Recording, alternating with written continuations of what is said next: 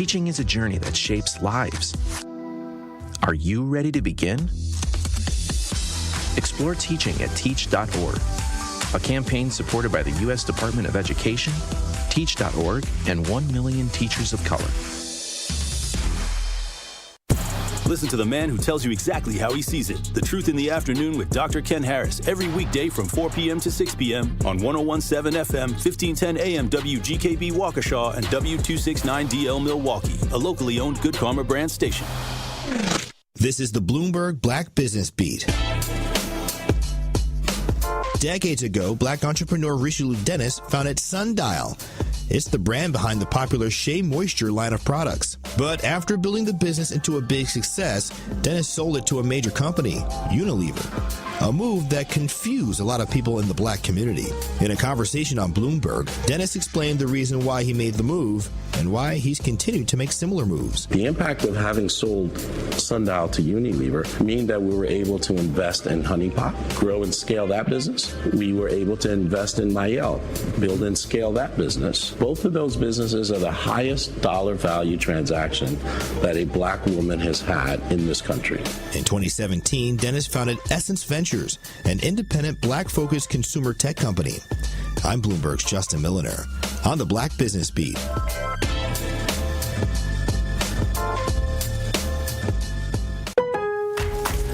Time is valuable. That's why Lowe's Blueprint Takeoffs turn blueprints into quotes faster. Bring us your plans, and we'll generate itemized material lists to make quoting easier so you can get back to building. Plus, at the Lowe's Pro Desk, you get access to thousands of building materials not sold in store. And when your order's ready, we'll deliver everything to the job site. Improving is easy at Lowe's. With Fidelity Wealth Management, a dedicated advisor gets to know you and your goals to build a comprehensive plan to help grow and protect your wealth. Backed by a team of specialists, they'll analyze all your accounts, even the ones they don't manage, to keep an eye on taxes and provide proactive portfolio insights that can help you unlock your wealth's full potential. Learn more at fidelity.com/wealth. Investment minimums apply. Fidelity Brokerage Services, LLC. Member NYSE SIPC.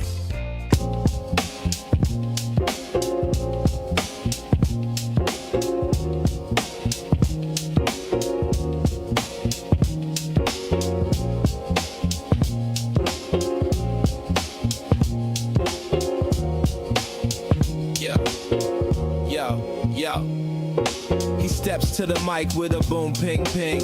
Wisdom sharper than a beast's fierce sting. Words like fireflies that light the night. He turns the dark into blazing bright.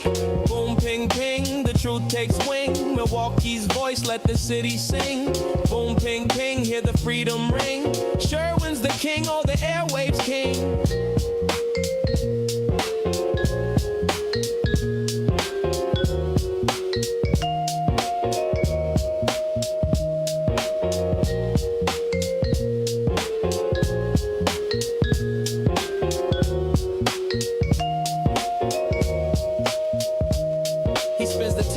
Shake the ground, unveils the truth where lies abound.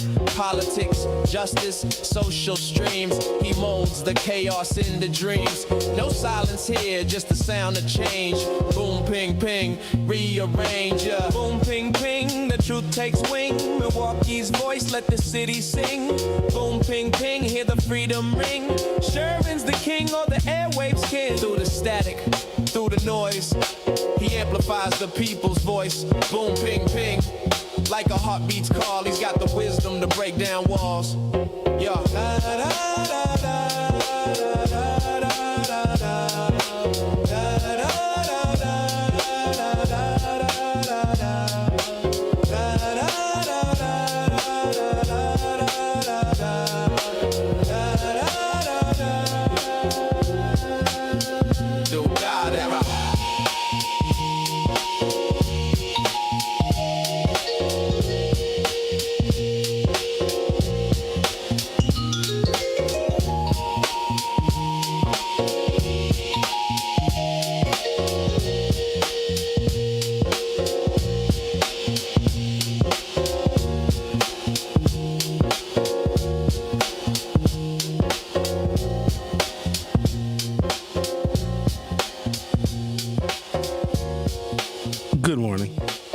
Welcome to the program. Today is Friday, February 6th, 2026. If you have worked for the same company for a long time, you've probably seen different CEOs and COOs, different managers, different department heads in your tenure. And sometimes when you get a new CEO or maybe a new department head, they have a real particular focus that is unique to their talent. And it could be why they're hired. Maybe they want to focus on community engagement. Maybe they want to focus on diversifying their base of clients. Maybe they want to offer new lines of services to new markets. Maybe you've worked as a bureaucrat in state government or even in local government. There are some people that have worked at City Hall for decades, and they have seen many different mayors. They saw Mayor John Norquist, and I'd imagine there's still a couple of stragglers that are still at City Hall that worked there when John O. Norquist was mayor. I believe he left in 2002 or 2003. Mayor Norquist was big on urbanism. He hated the suburbs, detested them. He thought that suburbs were dead and dying, and all of the things that suburbs offered, cities could offer much, much better. In fact, the idea of the Grand Avenue Mall, putting a mall right downtown, is very much a Norquist-esque kind of idea. People don't need to go out to the suburbs, out to Glendale for Bayshore. People don't need to go to Brookfield for Brookfield Square. People do not need to go to Wauwatosa to go to Mayfair. They can come right in the middle of downtown, go to the Grand Avenue Mall. Well, that didn't work out, but good news is I'm at the Grand Avenue Mall right now broadcasting because now it's the 3rd Street Market Hall, so it did get repurposed. But his perspective on city governing was making cities beacons of opportunity and entertainment, restaurants and lounges and housing, all of the things. Marvin Pratt was even mayor for a little tiny bit. He was our first black mayor, even though he was acting mayor. He really wanted to focus on providing opportunity to African Americans, where in previous administrations, going back to Mayor Meyer and even further than that, African Americans may not have had opportunities to work in city government, to obtain city contracts, etc. And I'm saying all these different things because these are the pedigrees of these individuals, whether it be the CEO or the COO of the company that you work for. And if you've worked for that company for a long time, you've seen different CEOs and different COOs, and they all come in with a different set of ideas or a different set of motivations. That is their pedigree. Jim Doyle, when he was governor of the state of Wisconsin, he had a particular pedigree where he really wanted to support and fortify education. He had a very close working relationship with organized labor unions, particularly the teachers union, but also he had a real sense of justice, not just because he adopted 2 black sons, but because he was, for a decade prior to becoming governor of the state of Wisconsin, Jim Doyle was the state's attorney general. He had a real understanding of the law as he was a lawyer in his own right. Tony Evers the same way, a real heavy focus on not just education, but pushing back and preventing some of the Republicans in the legislature, pushing back on some of their absolute worst impulses, because Donald Trump has had an influence on Republicans all over the country, because for a period of time, your undying and your unwavering support for Donald Trump got you elected and subsequently reelected. The pedigree of this president is to be petty, to be small, to be intentional in who you hurt, who you pursue, who you put your ire on. That is his pedigree. I'll ask you an objective question. I'm going to do my best to be objective about it, because I want you to I guess, search your mind and your memory for a time where you've heard Donald Trump talk clearly, intelligently, and articulately about any policy. Like clearly and articulately. When did he ever explain what tariffs are and how they're going to actually work to improve the American economy in a way that is presidential? You haven't. I don't think he understands the three branches of government because he has never clearly articulated nor shown with his executive orders that he sees the separation of powers. I don't think he actually knows what an attorney general does. I don't think he actually knows what the FBI does. I think he believes the FBI just goes after the people that he doesn't like, people that give him problems, and people, lo and behold, that do not support him. I honestly don't think he knows anything about government, but he knows about himself. He knows what he wants to do. He knows how he wants the world to perceive him. His pedigree is petty. Has he talked about the cost of childcare? Does he even talk about the still rising inflationary pressures on the American people? Does he even mention the middle class? When does he talk about working families? Remember when he used to talk about the fentanyl crisis because the fentanyl is coming, and the fentanyl is coming from everywhere in China and Mexico and the fentanyl? Because that seemed to be a concern of his. Like, oh, there's many people who are addicted to these dangerous drugs. We got to stop the fentanyl. Well, apparently he stopped it because he doesn't mention anything else about it. He will say things that make it seem like he cares just a little bit, but all it is a manipulation. Now, I know that some of you have probably seen the post that whether he did it or not is irrelevant.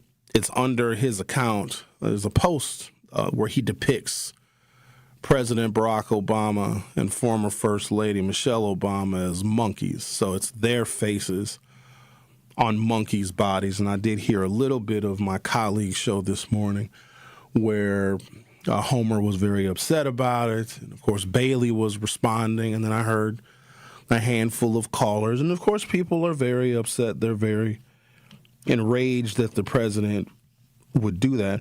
So I am not going to be more upset than the Obamas. And I don't think they're going to be very upset because Donald Trump has been creating executive orders and speaking those racist pictures into existence through his policy. He did that during Black History Month, and it's all very intentional. Like, nothing is an accident. That's one thing I want people to know, because the United States cannot run, it cannot function on accident. It can't. Everything is contrived. Everything is already pre-planned. And the fact that they didn't give the Black History Month proclamation, which is something just bureaucrats do. The president probably has nothing to do with it. There's a person who was hired to commemorate all of the special things and special happenings and the different months and the different weeks and maybe the different people that we may celebrate. Because in America, there's somebody is getting celebrated every single day. Trump doesn't have that on his schedule. There's a person that is hired to do all of those things. But they also did something very intentional with their recognition of Black History Month. And I got a few details about how Trump is using Black History Month to further erode and erase Black history. Presidents make their proclamations about Black History Month on January 31st. That's just what they do. The very latest, it'll be on February 1st. But what they do is they'll put out a statement. Then again, they don't write, but it's just customary. This is what they do. Either January 31st, no matter what day of the week it is, or February 1st, there is the proclamation from the President of the United States about Black History Month. They all do it. Bush did it. Clinton did it. Of course, Obama did it. They were intentional this year. They waited a few more days and did it on February 3rd. That's a signal to let you know, yeah, we really don't care, and we're not going to respect the previous traditions of other presidents because that is simply petty. We're going to make them wait another couple of days, even though it probably is automated. Whatever proclamation goes out to commemorate Black History Month. I have a list of things that I want to share with you. And again, these are objective things. This is not my opinion. This is not stuff I made up. This is not me speaking emotionally about the specific things that Donald Trump did that are aimed at the African American community, everything from rolling back our rights to this other really intentional thing that I don't know if Black Trump supporters, they didn't see it, they didn't care about it, I'm not sure. But he wrote specific executive orders and signed them. Because remember when he went on that fury of signing these executive orders, like hundreds of them in the first couple of weeks that he was in office back in January of 2025, a large portion of those were aimed directly at executive orders that Joe Biden signed for equity, for diversity, and to try and further the cause of civil rights. Trump was intentional, and one by one, he rolled back each and every Joe Biden executive order designed to increase opportunity for Black people. And so for the people that still support Donald Trump, they don't see the policy part. Because let's be honest, nobody looks at the policy. You don't. Nobody does. It's boring. Nobody cares about that. And the thing about Americans is if they don't see it with their own eyes, they'll never believe it. Even if the media is telling them, if their friends are telling them, oh, my God, this is what Trump did. He cut back cancer research from the federal government by 40% because he found out that African Americans, when the federal government invests in cancer research, that African Americans actually live longer. That literally was Donald Trump's motivation for slicing in half federal investments in cancer research, because Black people were living longer, because he was told that was DEI. Now, there's some people that are not going to believe that because they haven't read it with their own eyes. But for the people that questioned not just his pettiness, but his disdain for groups and people that don't vote for him and that don't support him and that are vocal against him, like Black people are, because all of the history that we have made that we're trying so desperately to celebrate this month, he is systematically taking it away. But there's some Black people that don't see that, or they don't believe that, or it's an illusion to them, or it's something that's made up by the progressive left. That's why he put Michelle and Barack Obama's faces on those monkeys. So for all of you that didn't read the policies, that are not familiar with the executive orders that he created intentionally, one by one, to roll back anything that gives Black people opportunity that we were not given in previous generations and previous decades, he was intentional in doing that. For those of you that didn't see it, he is letting you know what he actually thinks of you. Now, let me also say this. That is not going to deter nor turn away any of Donald Trump's Black support. It's not. And I want you to listen very closely to the people, the Black ones, that still support Donald Trump and how they're going to make up some of the excuses they're going to make up are so patently ridiculous. It's like Donald Trump denying he knows Jeffrey Epstein. So Black Trump supporters will continue to support him. In fact, I believe that Donald Trump shares a philosophy about the Obamas, and I think that Black Trump supporters see the Obamas as monkeys too. No, I'm serious. I think that they do. Because of the African-American Trump supporters that I know, and I know more than I probably should, they hate the Obamas because they feel that the Obamas, Barack Obama being president for 2 terms, didn't do enough for Black people. They actually thought that if you have a Black president, they can make racism go away. They didn't have the capacity and the critical thinking skills to realize that when you get a Black president, or when Black people make a way, and when we get more opportunities, America gets more racist. They have no ability to understand that. They think that just the appearance of Black people in leadership means that white people acquiesce and say, oh, we're not going to be racist anymore. That is one thing that people simply do not know about this country that I know thoroughly. I know it all too well. When Black people make progress, there is an entire system. There are structures and institutions to make sure that we don't go any further, and as best they can, they try and regress us. And Trump has done that clearly with his executive orders because they were aimed at everything that Joe Biden did. It was the first thing that Donald Trump did when he was in office. Not only that, they renamed military bases after Confederate generals. If that wasn't an act of treason, well, the Civil War was an act of treason. Donald Trump now has our military bases renamed after the Confederates that tried to form their own country. And so he put the faces of Barack and Michelle Obama on those apes to make it clear how he feels about us. But I do want you to listen to how Trump supporters are going to defend it, because they're going to say stuff like, well, the Obamas didn't do anything for black people anyway. So just pay a little bit of attention to that. I'm going to take a break, come back. I'm going to take a telephone call on the other side, which I guarantee is going to be very, very short. But stay tuned for that. You are listening to The Truth with Sherwin Hughes on 101.7 FM. Don't go anywhere. I'll be back shortly. The Truth with Sherwin Hughes returns after this on 101.7 The Truth app, and 1017thetruth.com. Listen Fridays to Truth in the Afternoon with Dr. Ken Harris during Black History Month for Dr. Ken's Trivia. It's not just questions, it's culture, facts they don't teach you, and a few stories that matter. We'll test what you know and teach each other something new along the way. Lock in your Fridays in February. Be ready to call in and bring your brain with you. Dr. Ken's Trivia, Friday in February on Truth in the Afternoon with me, Dr. Ken Harris on 101.7 The Truth, YouTube, The Truth app, and 1017thetruth.com. You served behind the desk. You served in combat. You did 4 years and got out. You were drafted. You gave 20 years. You gave exactly what your country needed. And so did you. When you raised your hand and swore an oath to your country, when you put your name on a dotted line, you became part of only 1% of Americans who did the same. You are a veteran. You are a veteran. You are a veteran. Because no matter when, where, or how you served, you made a sacrifice for your country, and you deserve support. If you're struggling with life after service, don't wait. Reach out. Reach out to a loved one, to a fellow veteran, to VA. Find resources at va.gov/reach. Brought to you by the United States Department of Veterans Affairs and the Ad Council.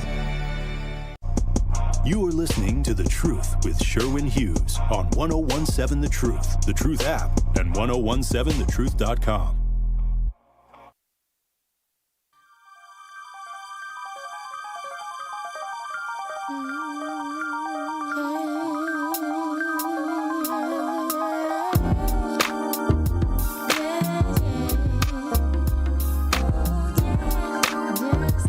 Executive Order 14151, ending racial and wasteful government DEI programs and preferencing. What it did, terminated all federal DEI equity and accessibility programs, eliminated DEI offices and staff positions and all DEI training programs, removed DEI references from federal agencies and museums and websites, restricted grants related to racial equity and DEI.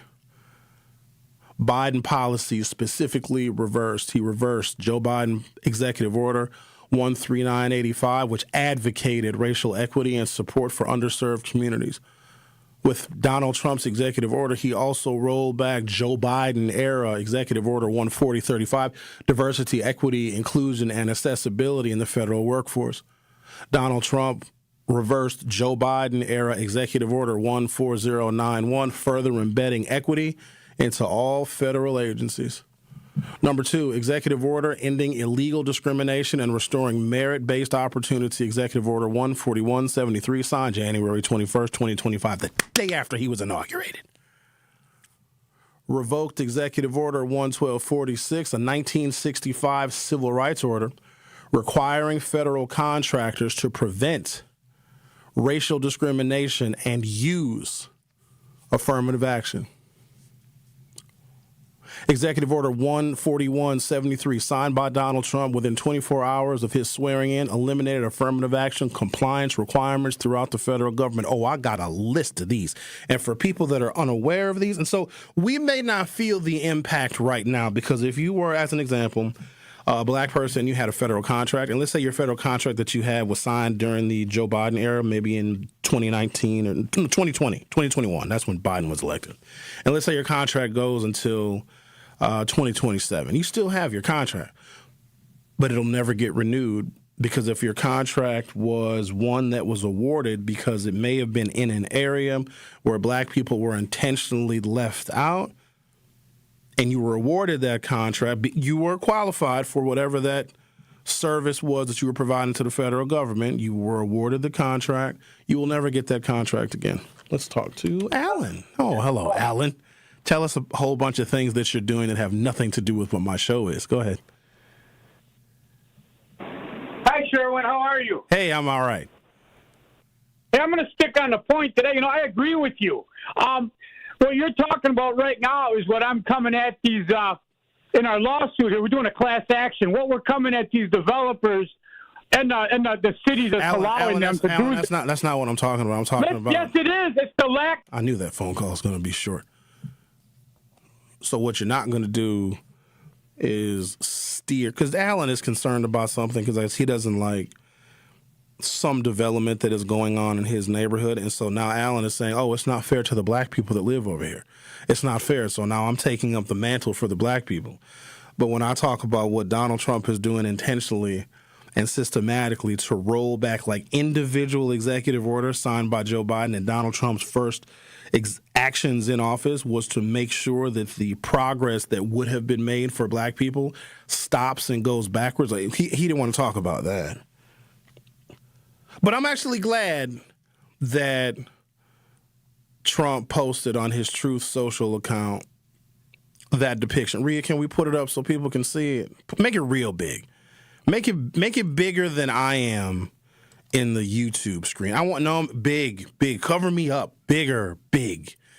Put it in the middle. Cover my face. I want you. Yeah. Ooh wee. Look at some happy monkeys. So for those of you that fail to see the policy initiatives that he took, this is for you. This is for you. So I'm not upset about it because I was upset when he signed the first executive order because I was paying attention to that because I got to read that stuff and I got to know that stuff and I got to demystify that stuff because I have a damn radio show and that is the whole point of me having a radio show, to demystify what he is doing so that we can be aware, so we can be alert, and so we can figure out what our strategy is going to be for how we combat what the federal government. No, Rhea, make it big. I want it big. I want the monkeys to be, I want the big monkeys. I don't want no little monkey. Yeah, make it big. Look at them smiles, those big toothy smiles. Look at Obama looking happy. Woo-wee, look like he just ate some watermelon, fried chicken. Yeah, look at that. That's for you all. That's what he thinks of you. Now, do you realistically think if you were going to depict the first black president and his wife that served this nation honorably, that rebuilt the American economy? Hold on, I'm going to do something for you. The Dow Jones went from, 7,000 to almost 20,000 when Barack Obama was president? Remember the home foreclosure crisis? Eradicated. Remember the 2 wars that we were in? Ended. And Donald Trump said he was going to end all the wars. Donald Trump has put us in more wars than any president in the last probably 30 or 40 years. Banks were in trouble. The banks weren't lending anymore. We were about to lose our auto industry. Barack Obama came in and said, I'm going to take care of all this and get the American economy back on track. Created 15 million new jobs in the time that he was in office. Took the American economy from recession to prosperity. And this is how Donald Trump thinks of them. What do you think he thinks of you? Now, here's the thing, because it's coming from me. Some of y'all believe that I'm the biased, leftist, liberal, progressive media, and you're not going to believe it.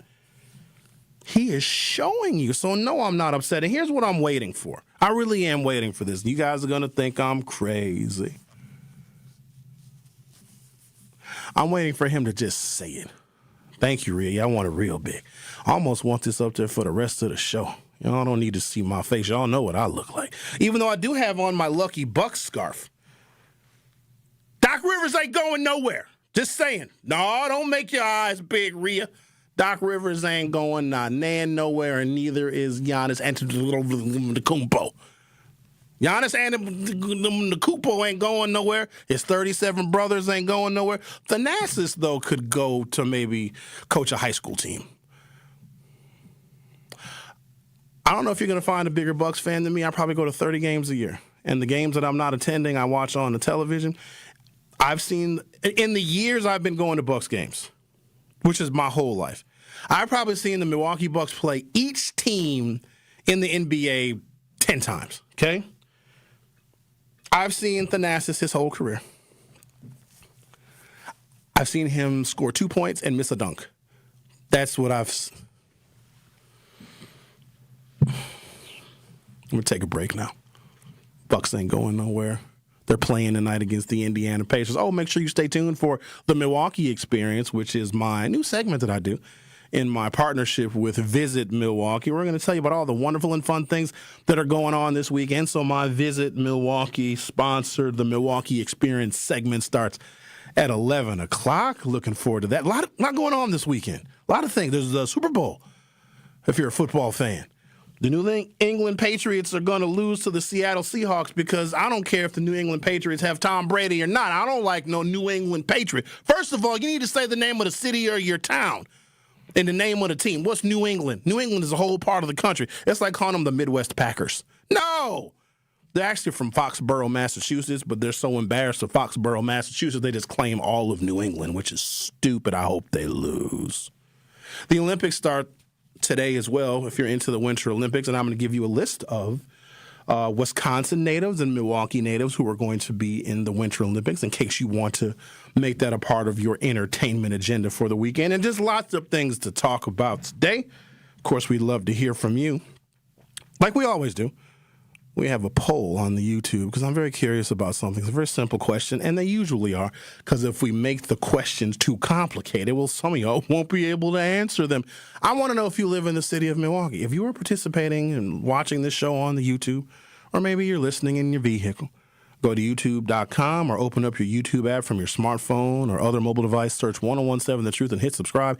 I want to know if you live in the city of Milwaukee. How many of you are actually like city of Milwaukee residents, true salt of the earth people that live in the city? Or are you an imposter? The Truth with Sherwin Hughes. We'll be right back. Don't touch that dial. The Truth with Sherwin Hughes will be right back on 1017 The Truth, The Truth app, and 1017thetruth.com. Sharon needed legal help. She needed Gruber Law Offices. When I think about Gruber Law Office, I think about how they took care of me, how they make sure that you get what you're supposed to get. Gruber Law Office. One call, that's all. I will always trust one call, that's all. Injured? Call Gruber Law Offices today. One call, that's all. They are the best. I'm very happy. Day one, diagnosis day. The hardest day. The day you hear, I'm sorry, this is a type of blood cancer. But day one is just one day. At the Leukemia and Lymphoma Society, we are here to help you move past day one. On day 45, I discovered an online community who shared great tips for in-treatment care. I missed a lot of school during treatment, and LLS helped me keep up. We are here for you. We exist for everyone fighting leukemia, lymphoma, myeloma, and other types of blood cancer. On day 185, LLS helped me file my insurance claims properly. Day 5,840 and counting, and I'm still in remission. To learn more and get help on day 1, day 2, day 983, or any day, please visit LLS.org or call 1-800-955-4572. That's LLS.org, 1-800-955-4572. I take care of the kids, and I take care of my dad. I take care of things at work. The groceries, the cleanups, the meltdowns, the doctor's visits, the family events, mealtimes, bedtimes. I take care of all the things everyone else needs. But I haven't made time to take care of what I need. Family caregivers are often overloaded. It can feel overwhelming and exhausting. It's no surprise that millions of caregivers experience symptoms of anxiety and depression every year. But help is available, because there may only be one you, but you don't have to do it alone. Head to mentalhealthcareworks.org. That's mentalhealthcareworks.org to learn how to get the support you deserve, because mental health care works when you make the call. If you're experiencing a mental health crisis or thoughts of suicide, dial 988, a message from the American Psychiatric Association Foundation. More of The Truth with Sherwin Hughes is next on 1017 The Truth, The Truth app, and 1017thetruth.com. Got my Milwaukee Bucks scarf on. I actually stole this from somebody. I stole it from my friend. If it's from your friend, it's not stealing, is it? I took it off of her neck. She knew I had it. I wore it in front of her, and I just kept wearing it. She asked for it back. And I got in my car and drove away. So now I'm wearing my Bucks scarf. Well, no, it's because they won in overtime against the New Orleans Pelicans while I was wearing this scarf. And so now this is my lucky Bucks scarf. In fact, that overtime win against the Pelicans on Wednesday might have been the first Bucks win that I've seen this season at a game, because they lost everything. The Bucks have lost more games than I think they've even played. So this is my lucky scarf, and I'm wearing it. So what I was saying before, because I sometimes interrupt myself. Don't know if you guys noticed that. But if the depiction of the former First Lady and the former president as monkeys that was posted on Donald Trump's Truth social page, if that's not enough, I want him to say it. I want him to say the N-word. I really do. I want him to say it. Because there's still some people, especially black people, that just don't believe he's racist. They think that he is trying to gain more African-American support for the Republican Party. I want him to say it, but here's the thing. And he's going to say it. I think he's going to say it. Or he'll post it, and then they'll delete the post. But somebody will have a screenshot of it. I really want him to say it. And I know you're probably thinking like, oh, Sherwin, that's terrible.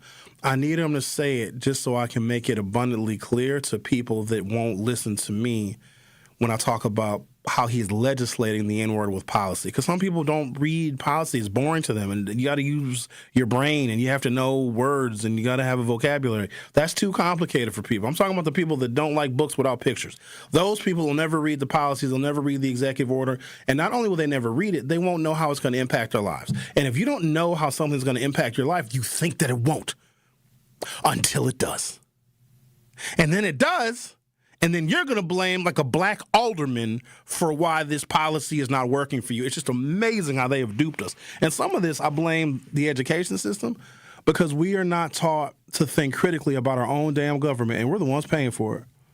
The first thing that American students need to know is how the government is going to impact you for the rest of your natural life. They will determine if your schools get funded. They will determine what kids eat. They will determine, does your snow get plowed? Do your streets get paved? They're going to determine what is legal and what is illegal. They're going to determine if you're going 25 miles an hour over the speed limit because you're in a hurry. They're going to tow your car. They're going to tell you if you're not wearing your seatbelt, you're going to get a fine. They're going to tell you that if you possess a very small amount of marijuana in certain states, that you very well may go to jail.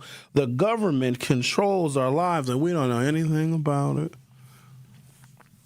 So I want them to say it. And I'm going to use that as an example. Like, see, it's more clear now when Donald Trump says the N-word. But here's what black Trump supporters are going to say. I need to leave black Trump supporters alone, but I can't. Because they're our biggest impediment to progress. Just like women that don't support another woman's right to choose her own health care decisions are a bigger impediment to women than men. Because a lot of times men will stand down because, women are the electorate in this country. I don't know if you know that. There are more women. There are more registered voting women. More women turn out in elections than men. And white women are the top voting bloc in this nation. No, I'm serious. So when they blame low African-American voter turnout on why the Democrat lost and why the Republican won, shut up. Don't blame us. Blame the white woman. She's the top voting bloc, and I'm not even being anti-white woman. I don't like when they get lip injections, though. That bothers me. No, it does, because I come from an era when if you had beautiful, full lips, white people would call you N-word lips. And a lot of the 50-something-year-old white women that are getting lip injections right now, when they were little kids, they would make fun of me and even other white people that had full lips and call them N-word lips. And now they walking around here looking like they sucked on a curling iron. Chill out with the lip injections. I'm serious. Nobody knows or nobody thinks it's natural. We know that you have paper-thin lips. Please stop it. It's very annoying. I had to put a Snapchat post up. Ooh, good Lord, did I get hate. I didn't expect it. You know how sometimes you post something because you're just being a little silly, a little sarcastic? The hate that I got, because my Snapchat, I don't know if y'all know, but I go in on Snapchat. That's where I, express my real true thoughts about the world. You're on Snapchat? Oh, my God, yes. Oh, I love Snapchat. Who are you Snapchatting? The world. I've got 5,000 Snapchat friends. Get out. I almost swore. Yeah, I do. I've had Snapchat since Snapchat had me. I've been on Snappy Snap. On a day-to-day, just explain it to me. What are you Snapchatting? Like your meals or what? I just use it like regular social media because my Snapchat audience, there are people so I post my shows on Snapchat. I post the YouTube link on Snapchat. I post it on Twitter. I post it on Facebook. I post it on LinkedIn because each of those audiences are different people and different demographics. And I'm not going to let the Snapchat audience, I'm not going to leave them without seeing that I have a YouTube show. I am so shocked by this. Why? You just don't peg me as a Snapchat person. Also, what could you Snapchat about? What do I post about on Facebook or on Twitter? I take pictures of stuff. If I go to events, I'll take a Snapchat of that.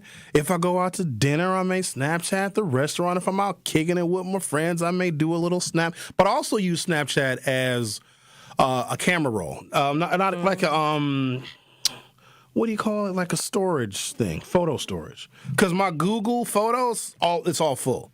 And Snapchat, so if I take a picture, whether I post it on Snapchat or not, it's in my camera roll on Snapchat, so I can just keep a log of my photos, and it dates everything. And in fact, Zach sent me, speaking of who I Snapchat, Zach sent me a Snapchat memory of his from the first time that Bob came in the studio and played a saxophone. What? Yeah.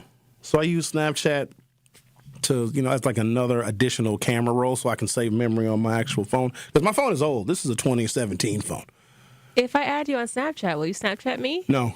You can't see some of the stuff I post. But Zach can? Yeah, he can. Because Zach and I commiserate together sometimes.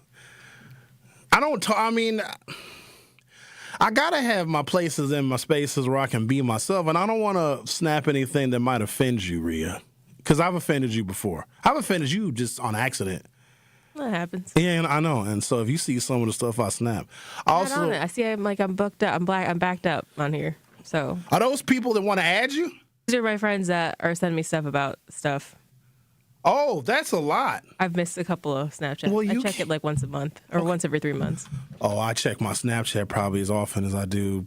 Well, not as often as Facebook, because Facebook I got to check more frequently because people say crazy stuff and people post really weird things in the Hughes Views Facebook group.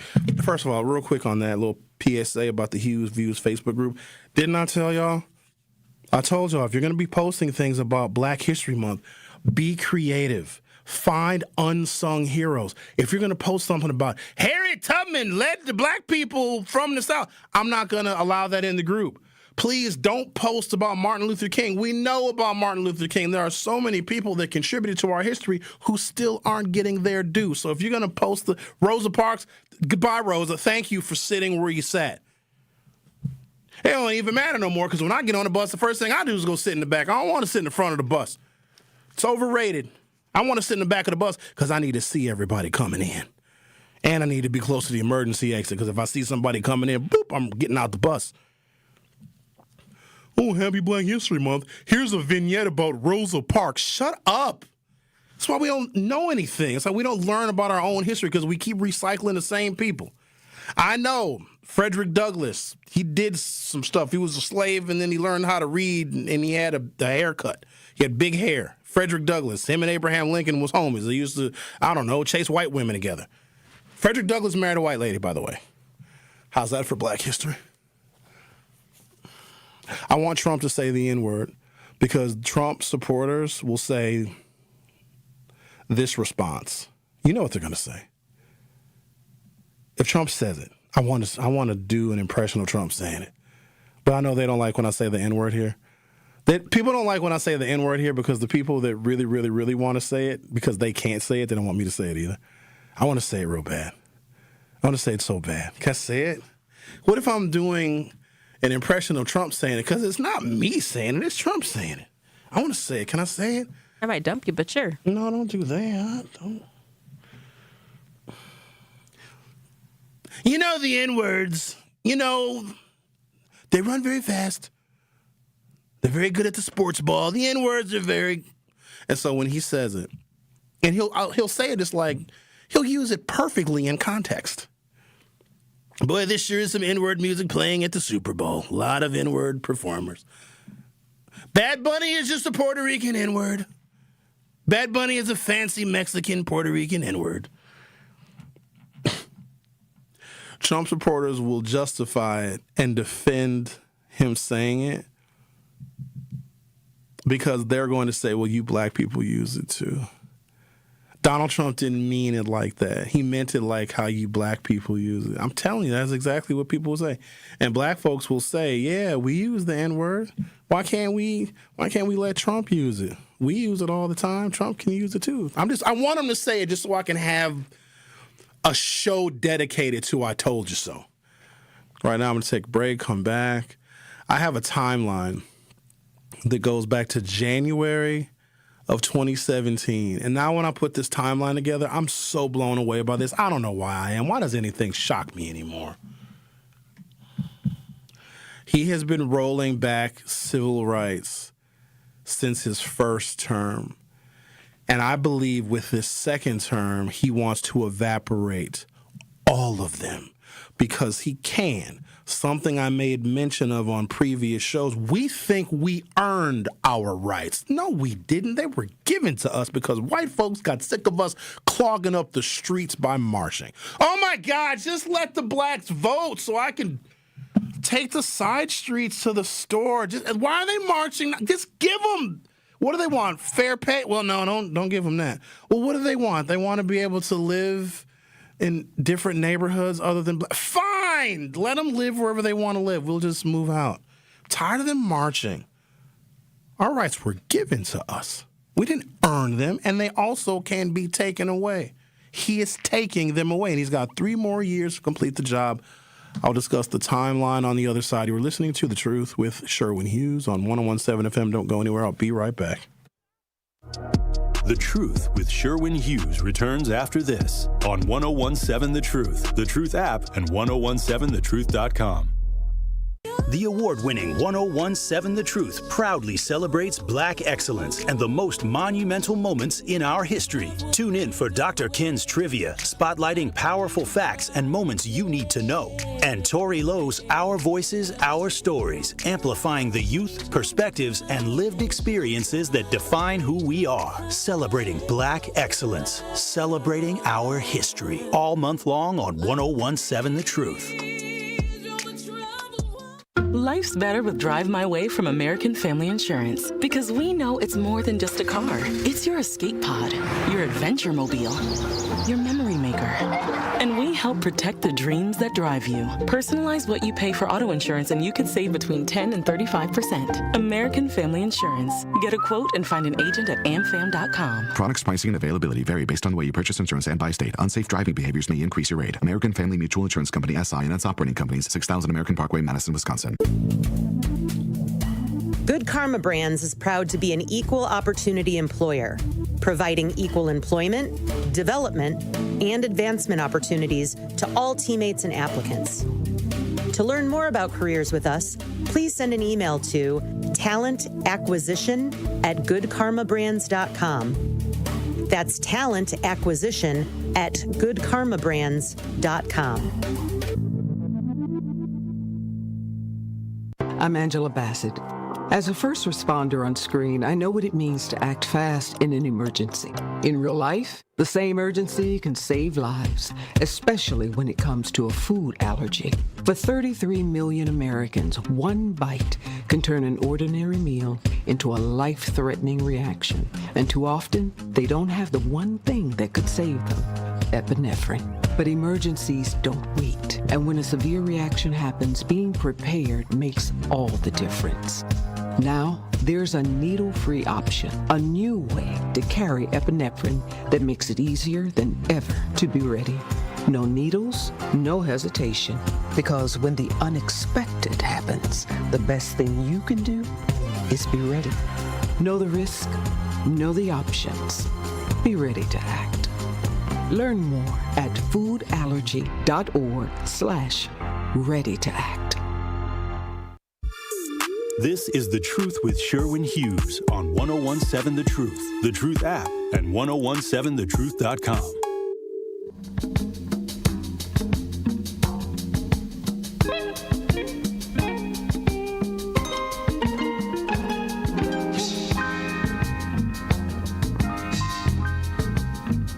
So first of all, this is the most beautiful introduction to any song ever recorded in the history of ears. Not in the history of music, in the history of people having ears. It's Give Me Your Love by Curtis Mayfield. It's very sexy, very sensual. Rhea, you know about Give Me Your Love? I used to play it on my radio show. That's right. Yeah. Folks may not know. Rhea had All That Jazz is what it was called. It was one of my favorite shows on WNOV, and I'm not just saying that because you're producing the first hour of my show. Your show, All That Jazz on WNOV, was one of my favorites. Thursdays? Yes, sir. 6 till 9. 5 to 8. That was close. Well, there you go, everybody. Rhea knows about Curtis Mayfield. Let me check the poll here.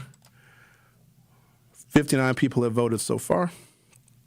The question is, do you live in the city of Milwaukee? Oh, thank goodness. Salt of the earth people are ruling. 82% of the respondents say they live in the city. 18% do not, that are participating in this YouTube poll. Let me also clarify, don't include Milwaukee County. I know you want to. You want to include the Glendales and the Baysides and the River Hills and the Shorewoods and the Oak Creeks and the Franklins and the West Milwaukees and the South Milwaukees and the Cudahy's and the Wauwatosas. That's not the city of Milwaukee. You have your own municipal government. You have your own police. You have your own village trustees. You have your own mayor. If Cavalier Johnson is not your mayor, you don't live in the city of Milwaukee. You don't vote in the city of Milwaukee. You don't pay the sales taxes we pay in the city of Milwaukee. You don't pay property taxes in the city of Milwaukee. Because of the situation that we find ourselves in, if you are not from this city, and for me, you have to have lived here for a really long time to know it and to understand it. Because when people come to Milwaukee, they're baffled. This is a very, very confusing place. And it's hard for me to trust you if you're new to this city because you don't get it. You might try to compare us to somewhere else. Or you might look at systems that are broken here and think, well, just do what they did in Austin or in Houston or in Tallahassee. None of that is going to work here. This is a very unique kind of place. The racial segregation that existed here is more unique than what existed in the Jim Crow South because there was a method and a formula to break the Jim Crow segregation in the South because it was law. So you had to use law and policy to break Jim Crow. Then after that, people's attitudes adjust. First, you got to change the law. Then later on, people's attitudes adjust. But initially, whenever you change the law, because nobody likes change. I've never liked change. When I was in college, and I was going to either a class, which was a little smaller, maybe, I don't know, sometimes 10, 15, 20 students, or if I was going to a lecture hall, 400 students, in what we call a pit. It's like a big auditorium. I want to sit in the same seat every day. I don't know what it was, but I had my seat, and everybody knew that's where I sit. And if I came to class, whether I'm early or late, and there was somebody sitting in my seat, I would get very angry because I don't like to sit somewhere else. That is my seat. That is my perspective. I want to be here in this proximity to the professor, to other students, to the chalkboard. There was a chalkboard when I was in college. Do teachers still use chalkboards, or do they just all have screens now? You're kidding me. We didn't even have whiteboards. It was a chalkboard with chalk. They don't have those anymore. That's unfortunate. Well, people don't like change. Let me give you another example. I used to smoke the cigarettes. A lot of people used to smoke the cigarettes. The smoking of the cigarettes used to be cool. You could smoke cigarettes everywhere. They used to have ashtrays built into the armrests on airplanes. You could walk around a shopping mall with a cigarette hanging out your mouth. When I think about all of the places that people were allowed to smoke, how did more stuff not burn down? Smoking was allowed everywhere. You would go to a restaurant, and what's the first question they would ask you? Smoking or non? Which is stupid, because even if you sit in the non-smoking section, the smoke from other people's cigarettes don't care. It wafts. Smoke would waft. When they changed the law in Wisconsin, 2009? 2006. Jim Doyle signed it into law. I'm sure one of y'all will look it up. I'm not going to waste the keystrokes looking it up. The number of smokers at the time that tried to rebel and said, well, I'm not going out anymore. I'm not going to spend any money anywhere where they banned smoking. I can't believe that within 2 years, didn't nobody even care. But I remember the rage, even the rage that I felt, because the bars that we would go to, you get you a beer, you get you a drink, you get an ashtray, you smoke them cigarettes. That was leisure for us back in the day, and it wasn't even that long ago. We went out to smoke cigarettes, and it's disgusting when you think about it. It gives you cancer, like intentionally. It's so bad for you. It's awful. You get the emphysema. Nobody want to walk around no damn oxygen tank. If I'm walking around with an oxygen tank, it's because I'm about to go scuba. I don't want to need an oxygen tank to breathe because I smoked the cigarettes. Oh, we were mad when they banned cigarettes in the state of Wisconsin. And a year later, guess what we were all saying? All of us that were the most angry that they banned cigarettes were like, this was a really good idea. I'm so glad they banned cigarettes because now my clothes don't smell like smoke anymore. But, ooh, we were mad. But that's just an example of when you change the law, the attitude comes later. I'm sure there was a whole bunch of white folks that were very angry when they found out they could no longer have segregated public transportation in the South. So the white folks were angry, but then guess what? After a while, they all get used to it. First, you change the law, the attitude will follow. Keep that thought, hold that energy, and I'm going to continue for hour 2. The Truth with Sherwin Hughes will be right back. Need a way to hype up your day? Hello, is this Shirley? This is she. Shirley, you are our Gruber 5K giveaway winner this quarter. Congratulations. What would you do with $5,000? Trying to look at buying me a pickup truck. That will be some of my down payment. Stay tuned into 1017 The Truth for your chance to be entered into the Gruber Law Office's 5K giveaway. For contest rules, visit 1017thetruth.com. I love you guys. On Wednesday night, the Milwaukee Panthers complete their homestand as they host the Detroit Mercy Titans at the UWM Panther Arena. 3 feet the block. Franklin, contact, yes! Score it in 1. Back to the top, Dixon. Driving right, step back, wing, 3 on the way, and he hit it! Josh Dixon with a ceiling scraper. Scott Warris has the coverage starting at 6:30 p.m. on 1017 The Truth and the Milwaukee Panthers Sports Network from Learfield. Tip-off happens at 7 o'clock. Teachers are dynamic leaders, shaping a new generation. They bring a variety of perspectives from diverse backgrounds, innovating how they teach to prepare students for our fast-changing world. Achieving this takes skill and expertise. They're tireless explorers, creatively discovering a universe of solutions, telling stories, experimenting, inspiring, mentoring, connecting cultures, and connecting with each other. Leading by example. Experience the unique joy of helping students thrive. Teaching is a journey that shapes lives. Are you ready to begin? Explore teaching at teach.org, a campaign supported by the U.S. Department of Education, Teach.org, and 1 million teachers of color. We asked parents who adopted teens to share their journey. There are many times I thought, I can't do this. I mean, what parent isn't worried about? What am I not doing right? What am I not doing enough? And then I realized, wait, that's being a parent. Don't worry about being perfect. I've had around 3 other mother figures in my life, but only one of them has taught me how a mother loves. The greatest reward for me is he makes me better every day.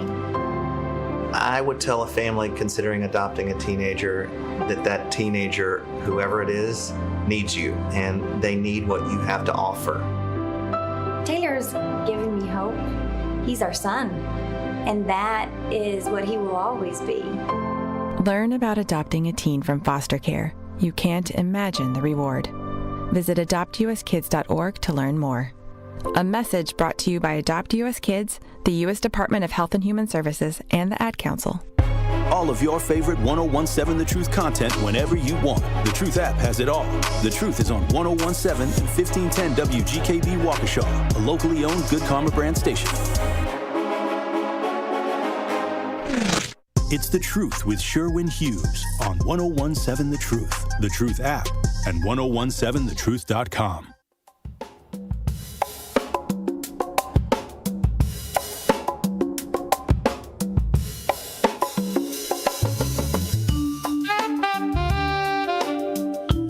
Welcome to Hour 2 of The Truth with Sherwin Hughes. I got a list of things that probably have flown under the radar because when you flood the zone with stuff and you make headlines and everything is breaking news and Trump did this and oh, somebody read this in the Epstein files. I'm so disturbed by some of the stuff in the Epstein files that I don't even have words for it. But it doesn't matter because I don't want to waste my time because I'll just get really upset and get frustrated. Because I take a lot of that stuff literally of how disgusting these people are and what they have accused of other people of doing and being, they were actually doing themselves. Like some of it is really, really bad. But I don't want to have to talk about that stuff and get myself all hopped up about it and nobody else cares. But when you make headlines and make news every single day, whether it's a military operation to go steal the president of a foreign country and his wife or whatever tariffs are doing or using Black History Month to roll back gains made by Black people, it's impossible to get people to remain focused on what's actually happening because every 5 minutes is something else. Do you guys watch the Today Show? Well, some of you are media junkies. You guys watch the Today Show. Well, there's an anchor on the Today Show named Savannah Guthrie. Somebody stole her mother. Did you guys hear about this? Savannah Guthrie, who's an anchor on the Today Show, like probably one of the longest running morning shows in the history of television. Somebody just stole her mother and there's a ransom note? I thought that stuff only happened in the movies. All the other things that we got to worry about, now you got to worry about somebody stealing your mama and asking for money. That's just,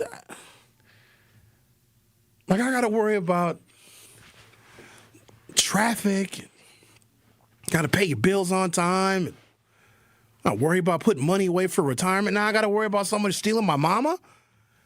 Unbelievable, this stuff. So it's hard to stay focused. Trust me, I know. But to track how people's rights are getting rolled back. And so they had a strategy for this because if you take a really big, almost universally agreed upon rule or law, and if something has been gauged constitutional, but more than just constitutional, meaning different incarnations of the Supreme Court have left it alone, then it becomes this thing called settled law. And settled law is good because that means, okay, it exists. It's been tested through the courts. People have sued to overturn it. People have sued to amend it. And then those lawsuits fail. Then it becomes what we call settled law. You leave it alone. And I like when we have settled law because that's one less thing we got to worry about. A woman's right to choose was settled law. And so the Trump administration, with lots of help, said, okay, if we can upend settled law that pertains to the largest voting bloc in the country, if we can overturn that, then we can overturn everything. Let's start with the biggest, most significant, sweeping, settled law that impacts not just women, but families. Let's see if we can upset, overturn, reduce, curtail, modify something considered settled law. And they did it with Roe. everything else after that would be easy. Now, some of you would think, well, you can't roll back civil rights laws that pertain to black people. Yeah, you can. What are we going to do? We're only 14% of the population, and some of us are old, infirm, sick, dying, in jail, babies, illiterate, too focused on other things. So if you roll back any kind of gain made for black people, what are we going to do? What are we going to do? Boycott? We can't stop spending money to save our lives. I've tried. There have been a bunch of days, people say, oh, we're going to fight back against corporate America, or we want corporate America to be much more involved in pushing positive policies because, we're making these corporations rich and they need to be much more politically involved. And I'll get all caught up in the hoopla and I'll say, yeah, let's boycott. Let's have one day where we don't spend any money because we're going to send a message. And seriously, if the American consumer curtailed their spending, if we didn't buy anything for just 24 hours, some of these corporations would lose billions and billions of dollars and their share prices would go down and they'd be in a lot of trouble. And I say, yeah, I'm going to participate in this day in which we don't buy anything. We call it a blackout of spending, and they post everything on social media, and they got the memes and all of the things all over the place. This day, we're not going to buy anything, and I'm all hyped up about it. I might even get on the radio and tell you all, hey, everybody, on Friday, we're not going to buy anything, and I'm all into it. And then the Friday comes around because I've been promoting the Friday where we're not going to buy anything because we're going to show corporate America that we mean business, and if they don't get behind us on some of these social issues, damn it, we'll threaten them again with another day where we don't buy anything. And I'm all for it. And I wake up that morning, I'm like, damn, I'm hungry. Damn it. Dag nabbit. Oh, look at my calendar. I got dinner scheduled with somebody. My vitamin D is on autofill on Amazon. We can't. We're not going to do anything. We're not even really going to vote. I think voter turnout, it may be a little bit higher, but we're not going to see 80% anywhere in the country. Like in a small town of 200 or 300 people, you might see 84, 85% voter turnout. Even with everything that's going on, I think people are just so worn down by politics that it's hard to get excited about the Democrats assuming leadership roles. Because when I think about it, where do they even begin? Where do you start? Reinstating voting rights, tax breaks for working families, doing something on inflation and the economy, curtailing his tariffs, rolling back his tariffs. Look, where do you start?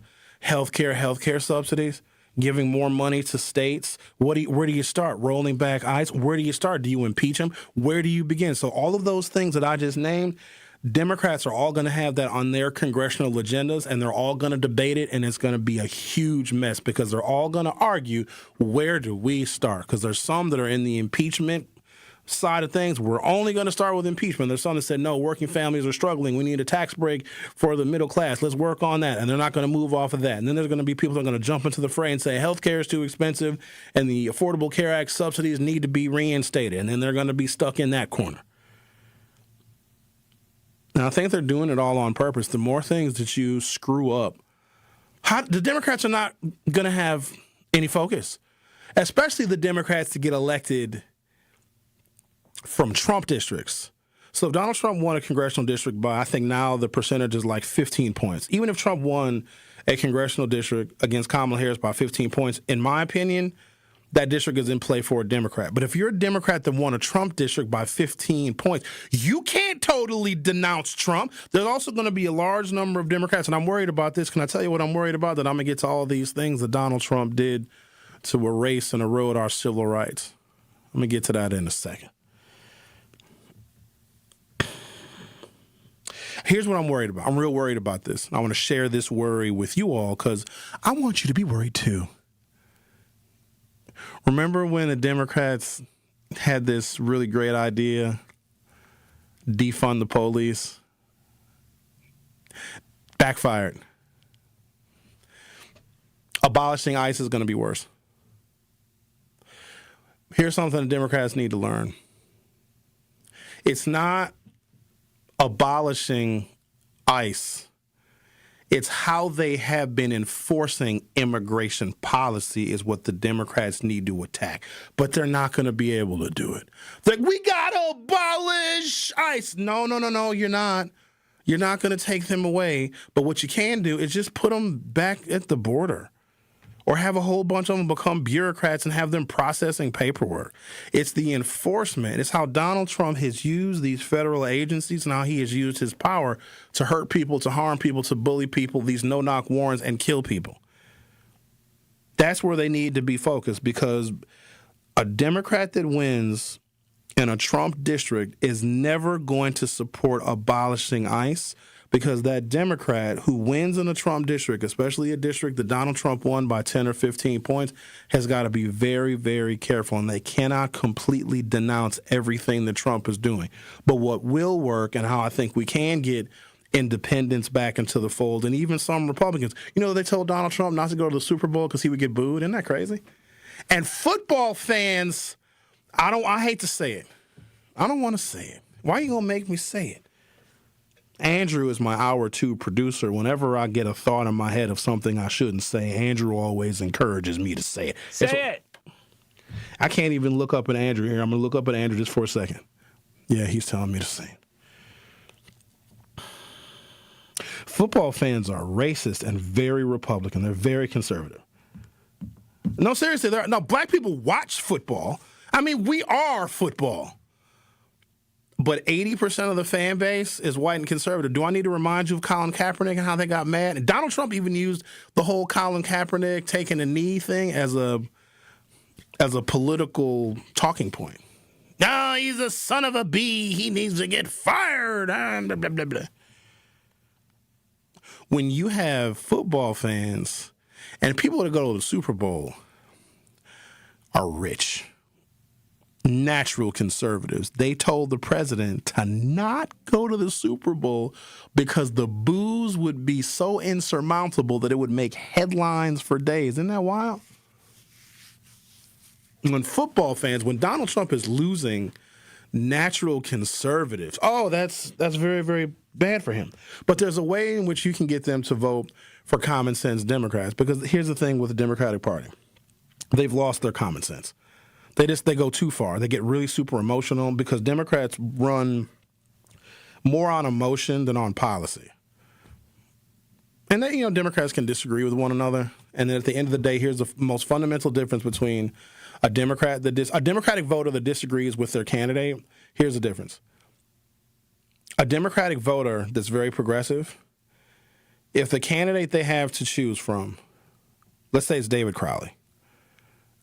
David Crowley is not all that progressive because that progressive BS does not win you elections in Milwaukee. Not in Milwaukee County, not in the city of Milwaukee, because it's otherworldly. Go to California if you want to be that progressive. Not here. This is a salt of the earth kind of place. Like in Wisconsin, you get too progressive, we'll kick your ass. We'll just fight you. You know what I mean? And then we'll be friends with you again. But you can't be too far on the left because this is an old blue-collar union town. We're tough. Milwaukeeans wake up every morning. We put a little dirt on our face.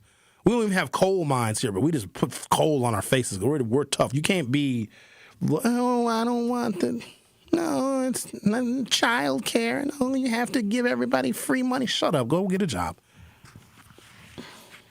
Here's the difference, though, between the ultra-progressive, super liberal voter, and you may only have a moderate Democrat, maybe even somewhat conservative Democrat on the ballot, and a Trumper. But a progressive voter will not vote at all if their Democratic candidate isn't progressive enough or isn't progressive as them. They won't vote at all. They'll sit it out. Now, here's the difference with Republicans. They may not think a particular candidate is conservative enough They don't go far enough in putting prayer back in schools and wanting to promote the Bible. They may not go far enough in cutting taxes for the rich, but the Republicans will always vote for their candidate. They'll iron out the differences in the courts and in the legislature. Democratic progressive voters are the reason why we lose so many damn elections. No, they're not pro-gay enough. Okay, progressive voters. Well, I don't interview them on my show because I'd end up kicking them out. Well, Sherwin, I think that we need to have at least 35% of the bars and the restaurants in the city of Milwaukee run by transgender people that have chihuahuas. And if we're not supporting that policy, then I'm not going to vote for any Democrat. And I kindly asked them to leave my studio because that's the kind of stuff that, well, we need to, they'll take the smallest issue and inflate it to a level where it is unrealistic and uncomfortable. And if a candidate doesn't support their most unrealistic, you can't defund the police. And it wasn't black people saying that. I need y'all to know that. We need the police a lot. We just are concerned about how there is inconsistency in policing. We don't hate the police. We hate how some police take their power a little bit too far and they think they're above the law. Because black people, by design, we have to follow the law because if we don't, we're going to get incarcerated first. So we also want to feel safe in our communities. And listen, black folks call the police a lot. We just may not tell you. I know I have. Let me see some BS on my block. And for some reason, when I'm calling them, because I'll part the blinds and I'll be looking like, ooh, there's some BS. I better call the police. And I'll be on the phone. And I'm in my house where no one can hear me and I'm still whispering. I'm like, yeah, hey, send a squad over here. Mr. Hughes, why are you whispering? Shh. I don't want nobody to know I'm calling the police. It's the inconsistency in policing. So when they were saying, oh, defund the police, that lost us a lot of elections. So here's what I want the progressives to do. It doesn't matter because they're not going to do it. Now, more than ever, the future of this nation is in our hands, and we can attempt to bring back some semblance of civility and democracy, just so stuff is working at the level to where we don't have to worry about everything every day. Like, I wake up in the morning and put on the news, I'm like, what did he do while I was sleeping? What's on fire? What war did he start? What president did he steal? What executive order did he sign?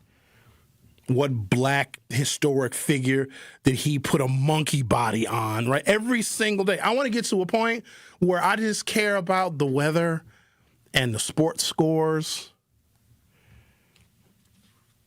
and the dates I'm going to go on with hot women. You know what I mean? I just want to worry about, I still, of course, like the hot women. Take a break, come back. I guess I can start with this. February 2017, the Department of Justice pulls back from police oversight. So this is in Donald Trump's very first term, and I'm going to give you the entire timeline of how he has systematically been rolling back rights for black people, and most of which have flown under the radar.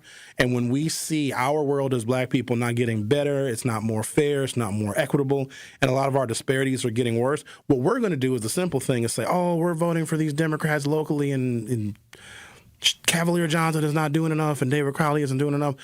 When Republicans use federal power and use executive orders to make life more difficult and to take away things that we have worked for, we won't attribute it to them. We'll blame our local elected officials. Here's another shallow bit of thinking that I can't stand that black people do because we've got to be more politically astute than all the white people. We have to be because we are an extension and a creation and supported by the law. As black people, as African Americans, we have to know this stuff. The appearance of black elected officials is not going to erase racism. And because your life has not gotten better, mostly because you make a lot of bad decisions, there is no Democrat or no black person that is going to change the fact that you make poor decisions with your life. Because we look around and say, oh, well, we got a black police chief. Oh, the list is exhaustive. black chairwoman of the county board, black sheriff, black police chief, black mayor, black county executive also running for governor. And there's just a sprinkling of blacks in all sorts of leadership positions. And black folks think, how come our lives aren't better? It must be those black people's fault. They're not helping us. No, it's racism. And it's some of the things that Republicans have done under the cover of darkness that we have not analyzed nor studied. The Truth with Sherwin Hughes on 101.7 FM. We'll be right back. Don't touch that dial. The Truth with Sherwin Hughes will be right back on 101.7 The Truth, The Truth app, and 1017thetruth.com. Get the beat of the Bucks straight from a fan favorite and Bucks legend. Welcome to the fantastic voyage. Marcus Johnson, the captain of this vessel. Tap into Here District with Marcus Johnson, a Bucks Plus audio production. My first mate, Chris Johnson, the only father and son tandem. Your weekly pulse on the Milwaukee Bucks and conversations with the biggest names in basketball. This week on the pod, Marcus and Chris talk to comedian Charlie Behrens. Find Here District now on Bucks.com/plus, the Bucks app, or wherever you get your podcast. Life's better with American Family Insurance because we know you love working weekends. If it means working on your dream home, both inside and out. And we're here to help protect those dreams so you can enjoy peace of mind. Save up to 40% when you bundle home and auto. American Family Insurance. Get a quote and find an agent at amfam.com. Products, pricing, and availability vary based on the way you purchase insurance and by state. Some exclusions apply. American Family Mutual Insurance Company, SI, and its operating companies, 6000 American Parkway, Madison, Wisconsin. Real talent is defined by what people can do, not where they learn to do it. So by stopping at the education section of a resume, you might throw away the perfect hire. You might miss someone who has valuable skills to offer to help your business thrive right now and in the future. Because the truth is this: Skills First Hiring helps you see talent others miss, like more than 70 million stars, skilled through alternative routes. When you let their story unfold, you gain a competitive advantage, because hiring managers who start with skills are 60% more likely to find a successful hire. See the real person, complete. See what others miss. Hire skills first. Learn why it's a competitive advantage at tearthepaperceiling.org. Brought to you by Opportunity at Work and the Ad Council. Hi, I'm Priscilla Presley. My love for animals began when I was 5 years old. That sparked a lifelong commitment to speak up for animals who can't speak for themselves. Elvis and I supported American Humane Society because your compassion can change a life. American Humane Society strengthens the bond between humans and animals. Please visit AmericanHumane.org to learn more. Thank you. More of The Truth with Sherwin Hughes is next on 1017 The Truth, The Truth app, and 1017thetruth.com. 1017thetruth.com.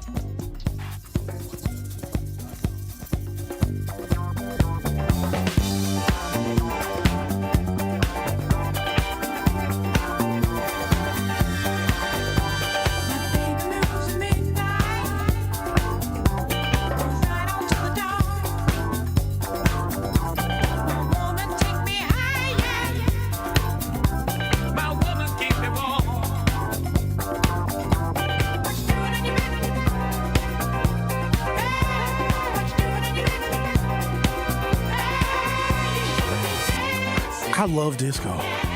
I swear I was born 20 years too early. I wish I was 20 years old in 1975. And then I'd go to New York and I'd be a fixture at Studio 54. That era is just fascinating to me. It's just so good. No, Andrew, not for the cocaine. But I mean, back then, it's different. Because you know how when like somebody will say something racist and it'll be like an old person will say something racist, right? And then someone will always make up an excuse for them. Like, well, they're from a different time. Like a really horrible racist. Well, it was okay when in his day. He's 81 years old. He's okay to be racist. So anyone that was around during that era, and even into the early 1980s, where They said something like 93%. No, it wasn't that high. 70 or 80% of the cocaine that you may have obtained in the United States in the early 80s came from Pablo Escobar. Fascinating man. Really fascinating guy. But no, it's not for the cocaine. But the music and the culture, because disco is also, that's black music. Like Donna Summer, Queen of Disco. All the songs that came out during that era, that's really good music. All right, let's talk about these civil rights rollbacks. Let's start with February of 2017. The Department of Justice pulls back from police oversight. Attorney General Jeff Sessions, remember him? Jeff Sessions got fired because Jeff Sessions didn't end up being Trumpy enough. Isn't his name Jefferson something Jefferson Beauregard Sessions?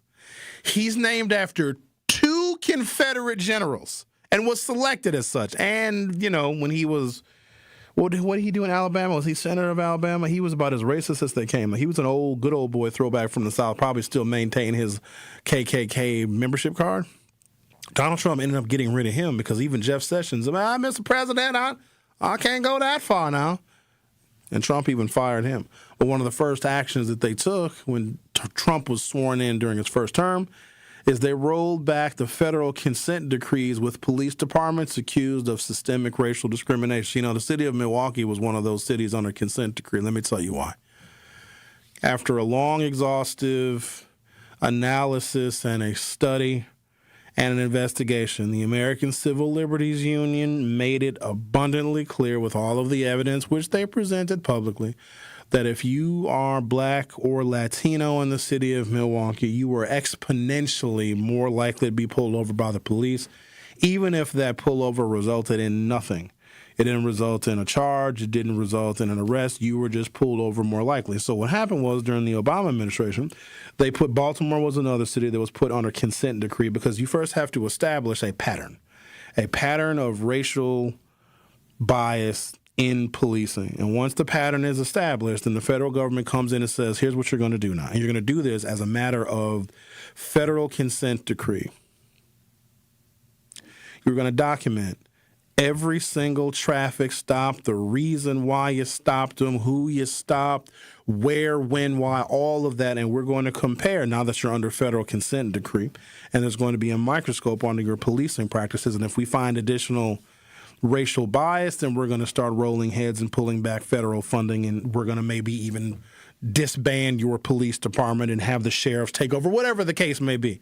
There were many different police departments that were under federal consent decree. And also got to keep in mind, it takes years of disparate treatment for there to be enough evidence to put a city or a police department under consent decree. So all those years worth of work, investigating, because police departments, believe it or not very cooperative.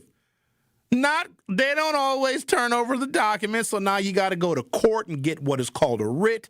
It's a whole big process. And then you finally get all the information, and it takes all this time to compile it, and you're like, look, we have a pattern of racial bias in policing. Send this up to the federal government. Department of Justice says, yep, here are your new rules for policing because it has been established that there's racial bias in your policing.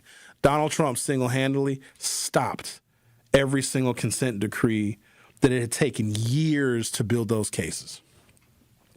The impact was it reduced the Department of Justice oversight of police departments with documented civil rights violations.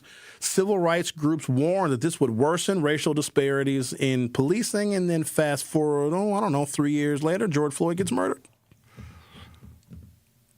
March of 2017, so these are things that Donald Trump did during his first term to slowly roll back and erode civil rights gains. And we're going to start to feel some of this stuff because the disparities that we always talk about as black people are going to get worse, except we're going to put the blame in the wrong place. See, policy doesn't work instantly. Things that were done 10 or 15 years ago are having their impact now. Do you ever wonder why, like in the early 2000s and 2010s, conservatives propped Ronald Reagan up as their Jesus. Like Reagan was the Trump before Trump. They always say, oh, Ronald Reagan would have done this, and Ronald Reagan was the greatest Republican president, because the impact of Ronald Reagan's policies didn't really take root until like 20 years after he left office. That's how it typically is with presidents. Some of the gains that African Americans have made in recent years, a lot of that stuff was Obama-era policies and Obama-era executive orders. Because when you think about it, Obama was elected. He started running 19 years ago. Ain't that wild? When he announced in February of 2007 in Springfield, Illinois, I totally dismissed it. I had friends that drove to Springfield, Illinois to see Barack Obama announce that he was running for president. You know what my answer was? Because they asked me if I want to go with him. I was like, for what? Dude ain't gonna win. Ugh. You driving to where? For who? Oh, I missed the boat a bunch on Obama. In 2000... Oh, good Lord. What year was it? 2004. Russ Feingold was running for re-election to the U.S. Senate here in Wisconsin. Russ Feingold did a big old rally at the Washington Park Band Shell. Some of y'all were there. There used to be a Milwaukee artist named Sincere. I'm not saying that Sincere is dead, but his career certainly is. And Sincere was headlining because he was a Milwaukee artist that went, I don't know, gold or platinum or triple-double platinum. I don't know what he did, but he's gone now. I don't know where Sincere is. And Sincere was there. And the keynote speaker, this is in 2004 now, was Barack Obama. Barack Obama was also running for the U.S. Senate. Russ Feingold was like, yo, I'm going to bring this dude here that's totally going to be the next president of the United States. And I was like, who? And I worked for the Kerry Edwards campaign in 2004. And I remember being at the Washington Park Band Shell because we had to help put on the event because it was a big old Democratic Party event because we were supporting Russ Feingold and then Kerry Edwards. And then I guess Barack Obama was backstage and everybody was like surrounding him and taking pictures with him with their damn flip phones. And I was like, who is dude? Who? Some of my friends to this day have as their Facebook main profile picture the picture they took with Barack Obama when he was running for the U.S. Senate in 2004 at the Washington Park Band Shell at an event for Russ Feingold. It also didn't make no damn sense to me. But Russ Feingold was onto something. Russ Feingold was probably one of the most brilliant politicians Wisconsin has ever had in the history of this state. And we've been a state for 180 years almost. He was the only no vote against the Patriot Act. The Patriot Act, when it was passed, was 99-1. Russ Feingold was like, I'm not voting for this. They're going to spy on Americans with this. We're like, no, they're not, Russ. He's like, okay, watch. Look at this. National Defense Authorization Act. Spying on everything. That's why you got GPS on all your phones and in your cars. Russ was like, no, this is bad. Yeah, I know September 11th sucked, but you can't give up your right to privacy. Yeah, we're going to give up our right to privacy. So Russ Feingold's like, you're going to love this dude. I'm like, why are you bringing another candidate here to promote your candidacy? This dude is not even elected yet. Russ was like, you'll see. I was like, damn. When Barack Obama got the nomination, I was like, well, he still can't win. He's not going to. In March of 2017, Housing and Urban Development weakens fair housing enforcement. I'm going to take a break, come back, and pick it up. All the things that Donald Trump has done from his first term until now to roll back civil rights advancements, specifically for black people. The Truth with Sherwin Hughes. We'll be right back. The Truth with Sherwin Hughes returns after this on 1017 The Truth, The Truth app, and 1017thetruth.com. Life isn't a single moment. It's a shared ribbon that bends through the years. It binds us to the things and people we love most. One insurance company knows this because they live it.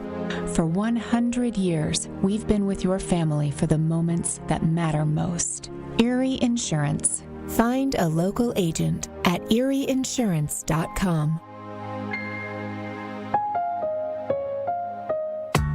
When you're high, you feel different. Pretty obvious, right? You think different. talk different, but if you feel different, you drive different. So if you're high, just don't drive. Brought to you by NHTSA and the Ad Council. Happy kids heal faster, and that's why Starlight is dedicated to improving the mental well-being of sick kids across the U.S. Learn how at starlight.org. Proud partner of your Milwaukee Bucks. One call, that's all.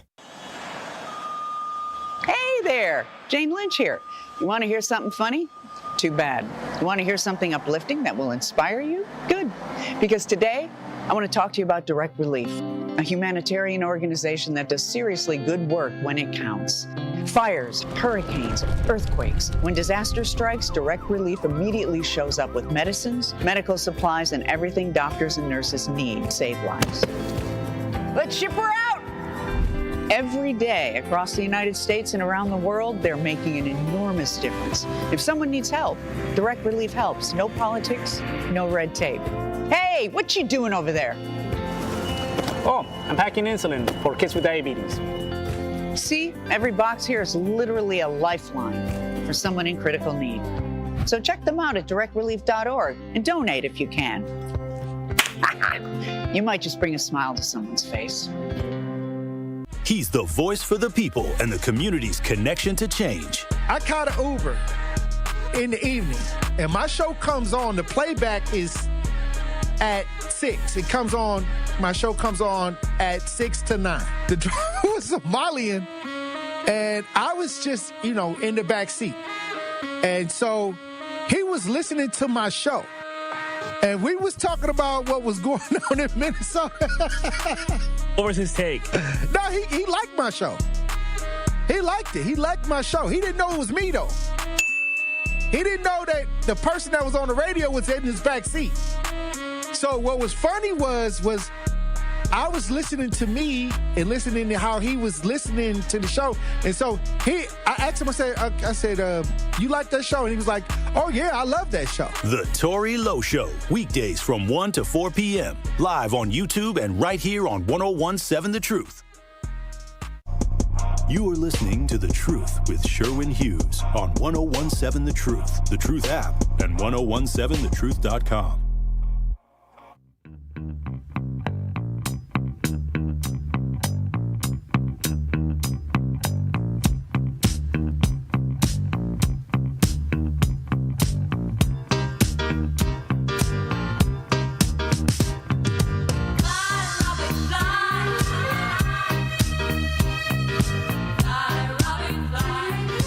Disco classic right here. There's only 6 words in the whole song. And it's 3 German women with really big permed 70s hair that are dancing in satin bodysuits. That's the one thing that you guys may not know about baby boomers. They were whores. They did so much humping. They humped like crazy. They were just out there just... Imagine a generation of people that were all doing what Al calls in and talks about. They also used to be really idealistic about the world. Then they got super greedy and ruined both the economy and the environment.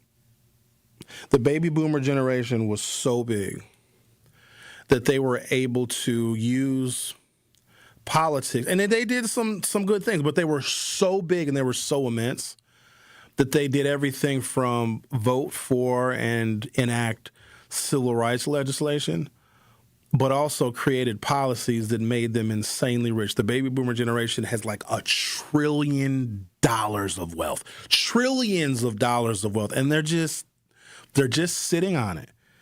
One of the reasons why the economy is not fair for so many people in younger generations, in fact, the younger you go in America, the more economically depleted they are and the less economic opportunity they have, because the baby boomers are sitting on just so much money that is just being held in assets that is not fueling the economy. It's the craziest thing ever. And they used to just hump.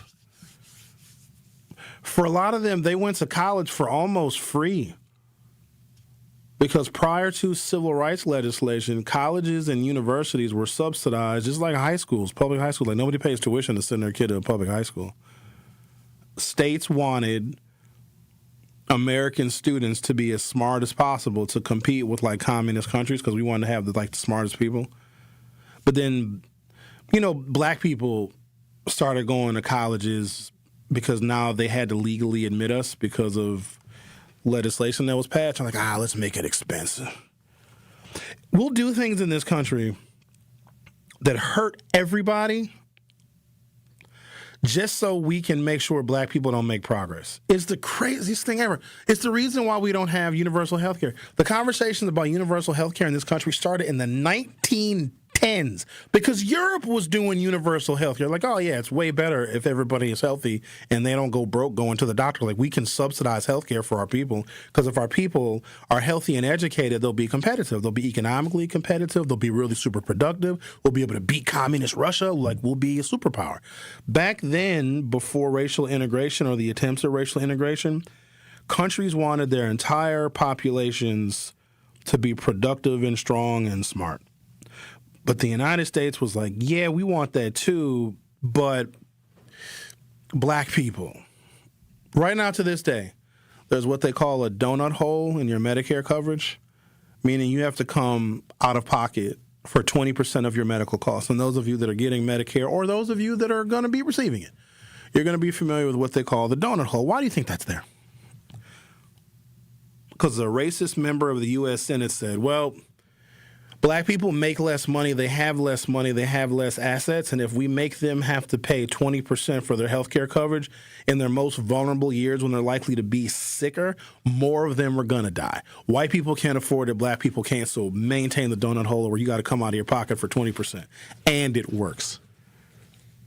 The reason why we don't have universal health care, and stop trying to fight for it, because they took away the subsidies from Obamacare. Do you think they're all of a sudden going to say, yay, everybody can go to the doctor for free? No. A lot of folks don't want to believe that, and let me take that back. White people don't want to believe that about their country. Your country is very mean to black people and to some white people that defend black people and brown people. Like, they'll shoot white people for stopping other white people from snatching non-white babies. I guess a 2-year-old in the last 48 hours got caught up in an immigration raid. A 2-year-old? Like, come on, y'all. I'm going to have to do a show on the Epstein files on my personal YouTube channel because I can't get into... It's worse than you think. Some of the ritualistic things, it's so bad. It's so bad. And a lot of it involves children. It's not good. It's not good. So if they can do that kind of stuff to children, and I'm not talking like how they refer to the 14 and 15-year-olds as underage women, that's crazy. I'd be mad if I was a woman. Well, they were involved, intimately with underage women. A woman is an adult. You can't be an underage woman. June of 2018, they reversed school discipline and civil rights guidance. Donald Trump rescinded Obama-era guidance aimed at reducing racial disparities in school discipline. Go ahead and look at the NPS statistics of black children getting suspended and expelled for committing the same kinds of infractions that white children in the district commit. So Trump rescinded the guidance that was put in place by the Obama administration because we saw racial disparities in school suspensions and expulsions, not just in Milwaukee, but all over the country, negatively impacted black children. So Obama was like, well, we got to do something about that. Trump was like, no, we don't. Let the blacks get thrown out of school. The impact was it increased suspensions and expulsions of black students. This is what Donald Trump did in 2018 during his first term. It also reduced the oversight of discriminatory disciplinary practices. That executive order impacted both the Department of Justice and the Department of Education. In August of 2018, the Fair Housing Rule was suspended by Donald Trump. Housing and Urban Development formally suspended core enforcement provisions of the AFFH rule, and it weakened tools to combat housing segregation. In September of 2019, Donald Trump weakened environmental justice. The EPA rolled back enforcement actions tied to environmental racism. You know, if you're black, you're more likely to live near the toxic waste. They're like, oh, yeah, let the blacks still live there. The impact and increased pollution exposure in majority black communities. Reduced penalties for any environmental violations committed by corporations. In September of 2020, Executive Order 13950 banning federal DEI and anti-racism training. So he was banning DEI during his first term. And I'm giving you guys this information so that, because a lot of people may not know this stuff, and it's going to impact our lives today. Some of the things that he did during his first term are now taking root right now. And for people that don't realize it was Donald Trump who was laying this foundation of rolling back our civil rights, for those of you that saw the Barack Obama, Michelle Obama caricature where they have monkey bodies, Trump has been legislating that kind of racism. But I think he did that for the black people that have been unaware of what he has been doing policy-wise. He's like, well, let me put the Obamas on a monkey body so they know how I feel about them. And he did it during Black History Month. I'm not upset about it. I was upset when he got elected the first time, and I have been through a range of emotions during that era, and then now I'm just defensive. So there's nothing that he can do that I can see him do or say, even when he does overtly racist caricatures, that is worse than how he has been rolling back our very existence since he first got elected. And then guess what happened? People chose him over the black woman. So why would I be mad that he pictured the Obamas as monkeys? He basically is saying that's how he feels about all of us. Because if you could disrespect the person that held that office before you, and look, you can disagree Barack Obama on his policies. You're a Republican. You're supposed to. But you don't do that, not during Black History Month. But I'm glad he did it. Because if you're an African American, even after I go through all these things that Trump did intentionally to roll back our very existence and all the progress that we made, if you still support him, then replace Michelle and Barack Obama's faces on those monkey bodies with yours. And I hate to call black people monkeys, but, you know, I mean, why would you still support him? Take a break, come back. Oh, there's so much more. I haven't even gotten to the second Donald Trump term and how he has been intentionally rolling back our rights. You're listening to The Truth. My name is Sherwin Hughes. Don't go anywhere. I'll be right back. Don't touch that dial. The Truth with Sherwin Hughes will be right back on 1017 The Truth, The Truth app, and 1017thetruth.com. Listen Fridays to Truth in the Afternoon with Dr. Ken Harris during Black History Month for Dr. Ken's Trivia. It's not just questions, it's culture. Facts they don't teach you and a few stories that matter. We'll test what you know and teach each other something new along the way. Lock in your Fridays in February. Be ready to call in and bring your brain with you. Dr. Ken's Trivia, Friday in February on Truth in the Afternoon with me, Dr. Ken Harris on 1017 The Truth, YouTube, The Truth app, and 1017thetruth.com. Life's better with Drive My Way from American Family Insurance because we know it's more than just a car. It's your escape pod, your adventure mobile, your memory maker. And we help protect the dreams that drive you. Personalize what you pay for auto insurance and you could save between 10 and 35%. American Family Insurance. Get a quote and find an agent at amfam.com. Products, pricing, and availability vary based on the way you purchase insurance and by state. Unsafe driving behaviors may increase your rate. American Family Mutual Insurance Company, SI, and its operating companies, 6000 American Parkway, Madison, Wisconsin. Good Karma Brands is proud to be an equal opportunity employer, providing equal employment, development, and advancement opportunities to all teammates and applicants. To learn more about careers with us, please send an email to talentacquisition@goodkarmabrands.com. That's talentacquisition@goodkarmabrands.com. I take care of the kids, and I take care of my dad. I take care of things at work. The groceries, the cleanups, the meltdowns, the doctor's visits, the family events, mealtimes, bedtimes. I take care of all the things everyone else needs. But I haven't made time to take care of what I need. Family caregivers are often overloaded. It can feel overwhelming and exhausting. It's no surprise that millions of caregivers experience symptoms of anxiety and depression every year. But help is available because there may only be one you, but you don't have to do it alone. Head to mentalhealthcareworks.org. That's mentalhealthcareworks.org to learn how to get the support you deserve, because mental health care works when you make the call. If you're experiencing a mental health crisis or thoughts of suicide, dial 988, a message from the American Psychiatric Association Foundation. If a tow truck appears on the scene minutes after your auto accident, think twice before handing them your keys. You may be the target of a common towing scam, which results in being billed several $1,000s. Don't allow any unsolicited tow operators to take your car from the scene. Consult with police or your insurance provider to contact a reputable company. Agree on the rate. And know where they are taking your vehicle. If you suspect insurance fraud, call 800-TEL-NICB. A public service message from the National Insurance Crime Bureau. This is The Truth with Sherwin Hughes on 1017 The Truth, The Truth app, and 1017thetruth.com.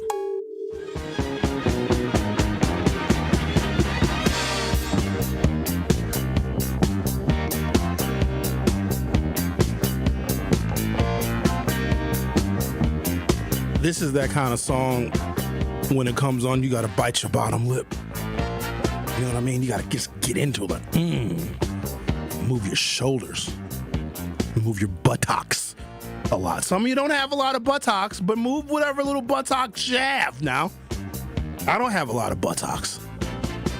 I'm built weird. No, I am. I don't have a lot of junk in the trunk. My junk is in the front.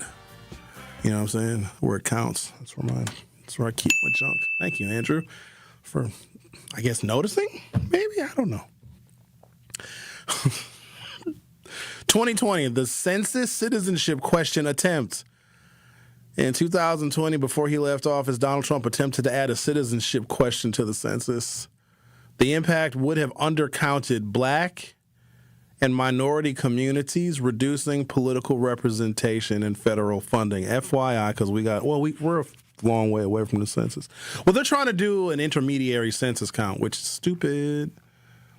So a lot of you think that the government is tracking you. I'm not going to fill out my census form. They already know who you are.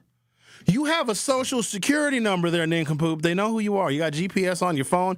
Not to mention, like, you'll check in and tag the location when you're on social media. Trust me, they know who you are. The census is to allocate federal dollars because the more population a particular area has, a city has, as an example, the more federal funding you get for housing, education, and healthcare. Let me give you an example. Some years ago, well, it must have been after the 2020 census, St. Joseph's Hospital was going to close. Would have been a nightmare for our community because we need hospitals a lot. Black people are in hospitals as much as we are in Barada properties. St. Joseph's was not receiving the same share of federal funding it had received the previous decade because the people in the surrounding area were not filling out their census, basically disappearing themselves. So roughly every person that is counted gets about $1,000 in federal funding. So if 1,000 people don't fill out the census, that's $1 million that is lost that would be allocated by federal taxes for healthcare, for infrastructure, for education. Right? St. Joseph's was like, yeah, we got to close. And then there's a huge community outcry, like, oh, my God, we're going to lose St. Joseph's. Now, they were able to stay open. But one of the reasons why they were going to close is because the federal funding that they need, because a lot of folks that go to St. Joseph's don't have health insurance. And so they rely heavily on federal money and Medicare and Medicaid. Because there's not a lot of private pay people that go to St. Joseph's, but that's a hospital that is right in our community. It's on 50th and Burleigh.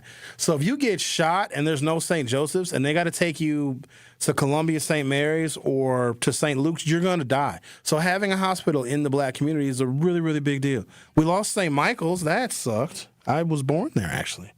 St. Michael's Hospital. We had hospitals all over the black community. Not intentionally, because you got to remember, what is now the black community used to be the white community.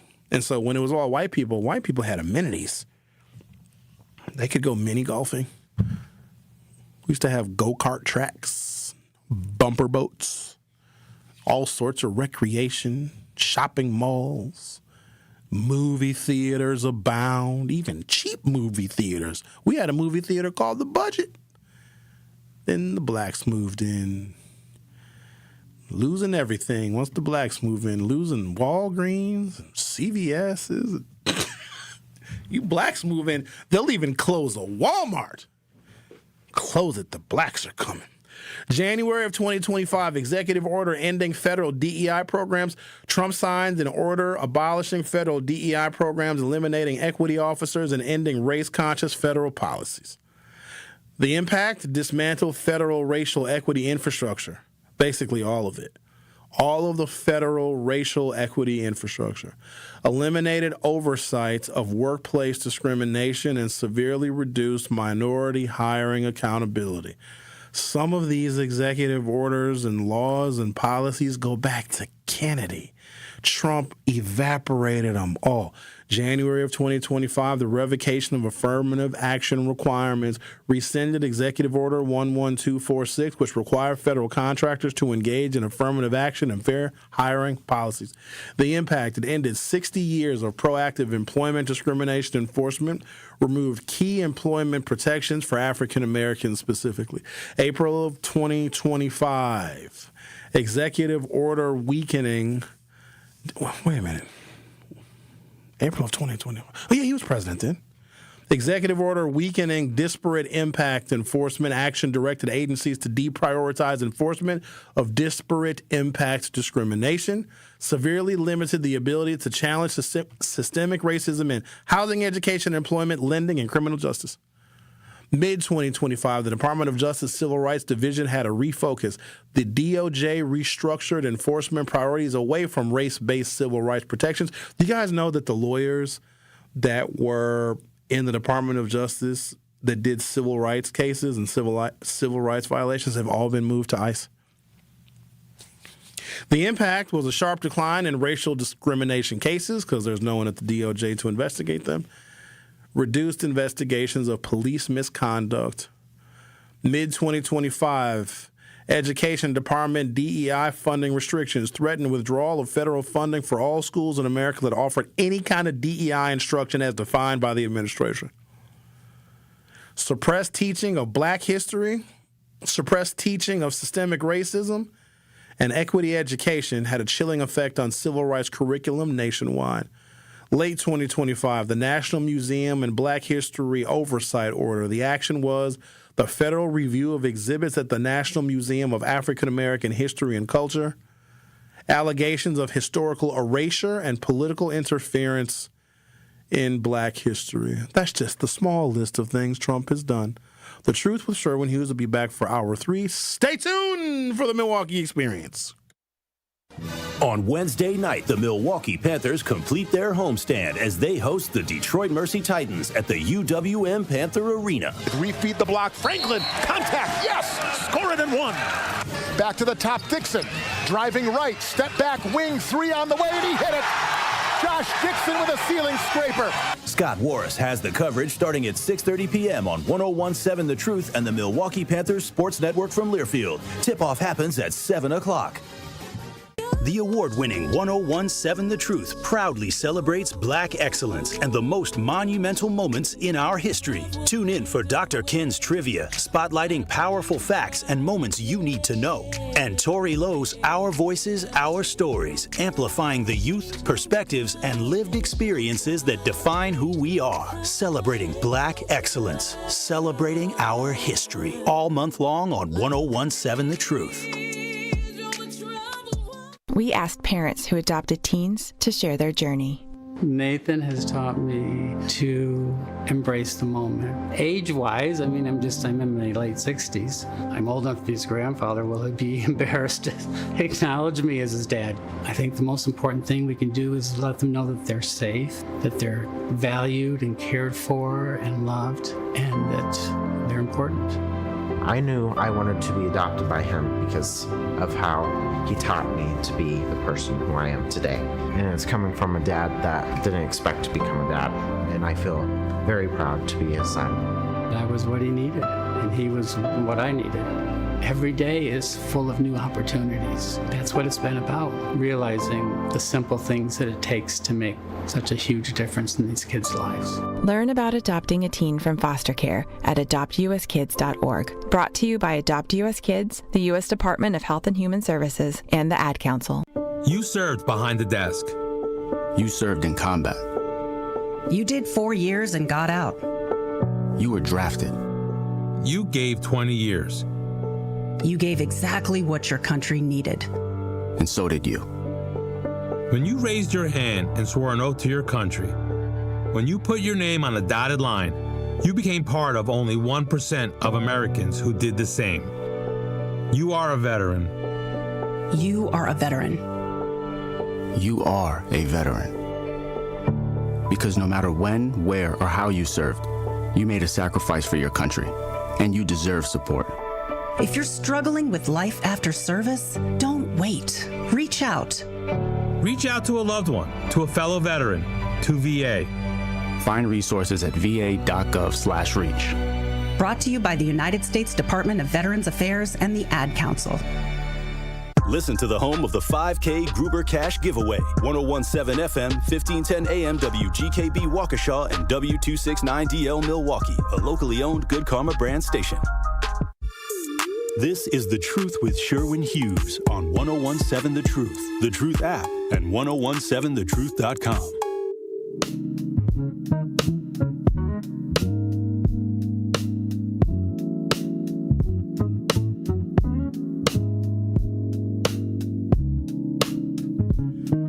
Welcome to Hour 3 of The Truth with me, Sherwin Hughes. And as you all know, Hour 3 on Fridays is dedicated to what we call the Milwaukee experience. You know, this is a city of incredible art and culture and entertainment. So many things to do and so many very diverse neighborhoods. And no. Just because it's cold outside and it's the wintertime doesn't mean that the Milwaukee experience gets cold. Oh, no. We're heated up with all sorts of cultural action and attractions. Well, let me start with the obvious. You know, this is a very big sports weekend. And let me begin with the Milwaukee Bucks are taking on the Indiana Pacers tonight at the Fiserv Forum. And with all of this speculation about what Giannis Antetokounmpo was going to do, it adds just another air of mystery to the Milwaukee Bucks and what their future very well may hold if we decide to trade Giannis. Tip-off is set for 7 p.m. at the Fiserv Forum. And continuing on the big sports weekend, there are a number of different locations that are hosting different Super Bowl events and parties. Probably too many to mention. If you have your favorite bar or lounge or watering hole from neighborhood to something large and expansive downtown, they probably are having something specific and dedicated to Super Bowl 60.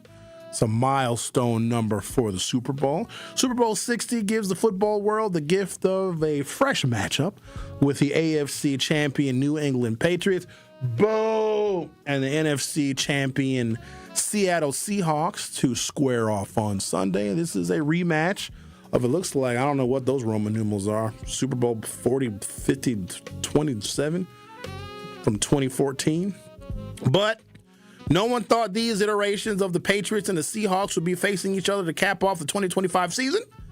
Super Bowl 60 is the first Super Bowl matchup since Super Bowl 1981 season, in which both participants had preseason Super Bowl odds of 50-1 or even larger. So I'm sure you all will be making your predictions on the Super Bowl. I personally am rooting for the Seattle Seahawks because, you know, they're an NFC team.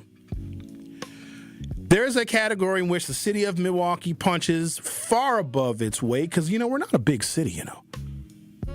Small town, but we have big flavor. I have got 8 spots For outdoor winter dining, they have these very creative little heated tents where you can go and enjoy a fantastic meal. And no, don't worry about the weather, because the weather is not a factor at any of these locations, because they have you covered literally with their heated seating and dining areas. First, let's start with At Random.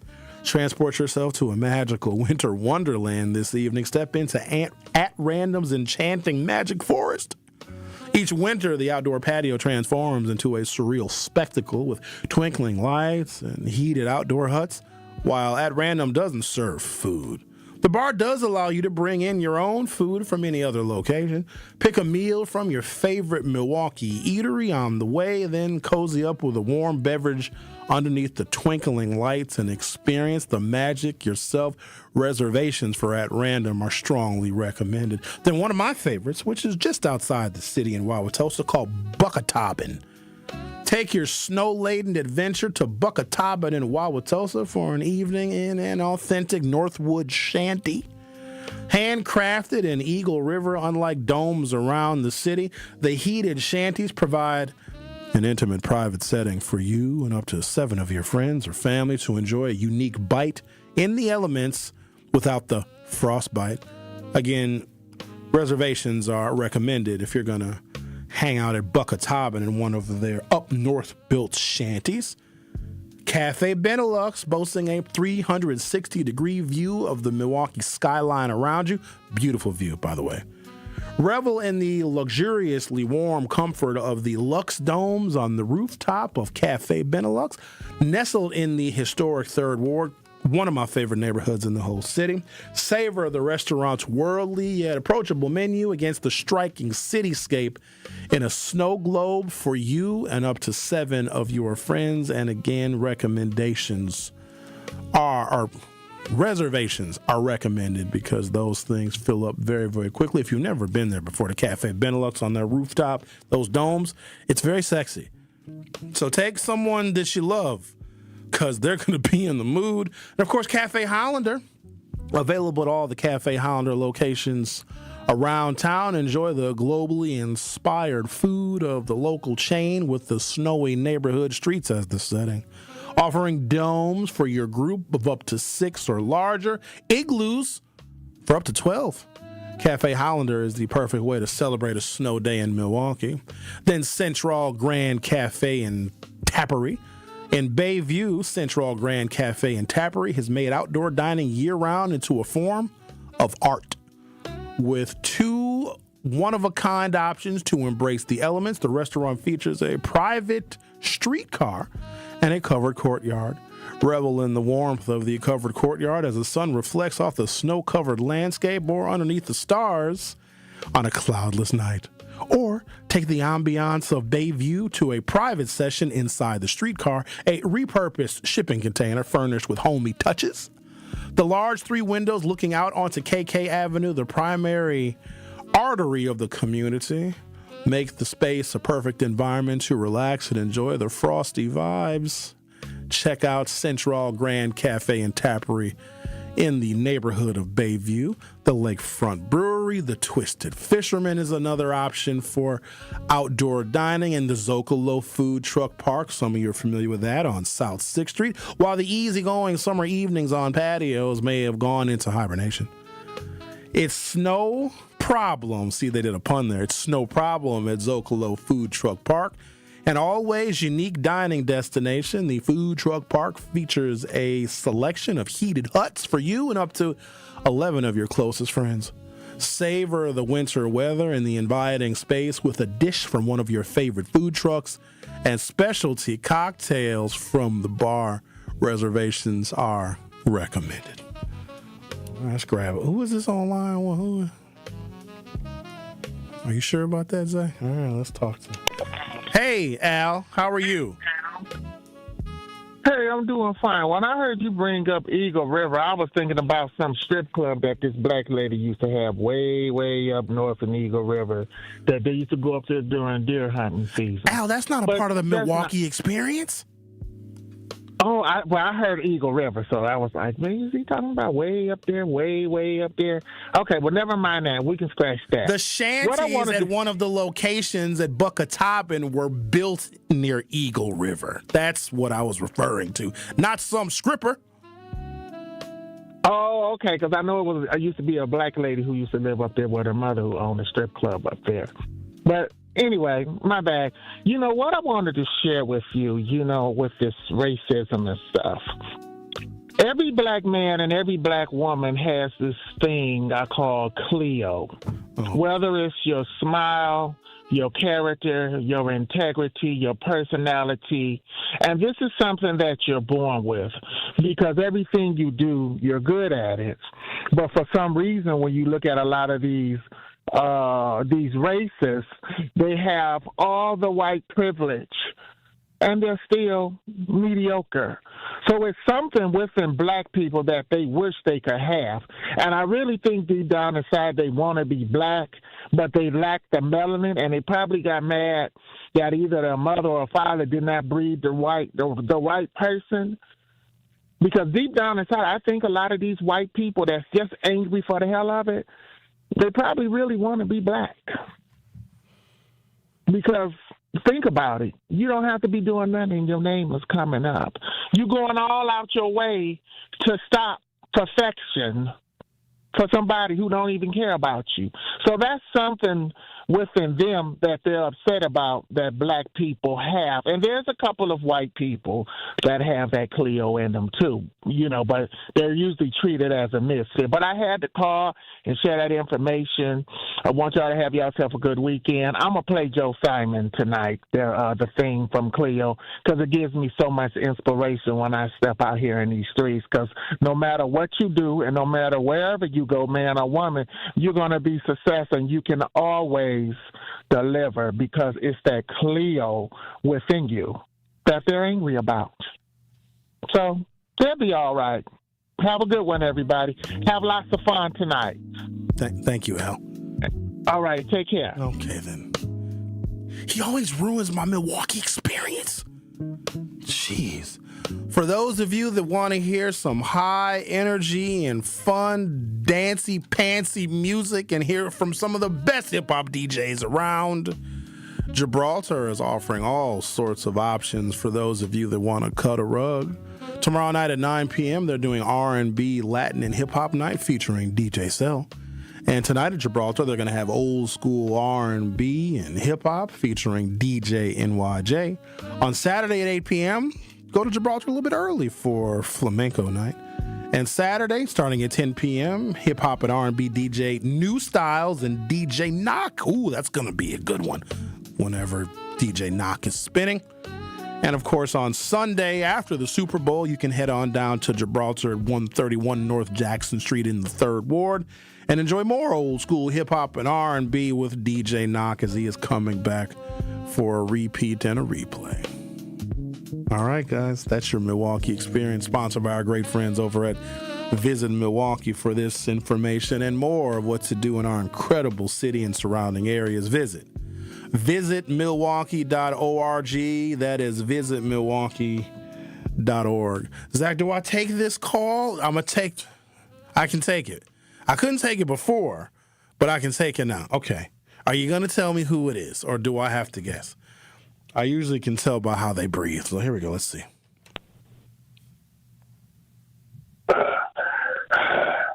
Hello, Sherwin. I got to ask you one question. That's all. Just what I woke up, because I sleep anytime. I do things at my convenience because I'm retired. And I'm fuzzy about what you said. I couldn't. I just got to ask you, did you say that he put Obama's face on a monkey? If you said that, oh, man, that man is worse than George Wallace. 13 or 14% black, and he's president of the United States, and do something like that. I hope you didn't say that.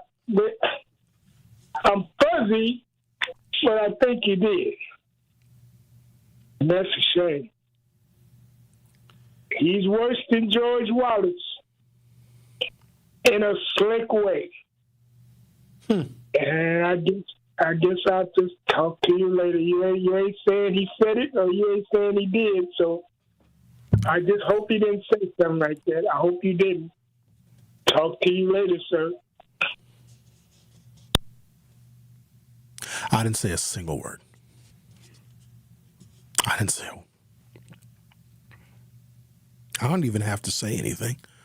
I just let him. And yes, posted to Donald Trump's profile on his social media platform, Truth Social, was the pictures of both Barack and Michelle Obama, but their bodies were replaced with that of apes, making the two of them, the former president and the former first lady, look like primates. Yes, he did it.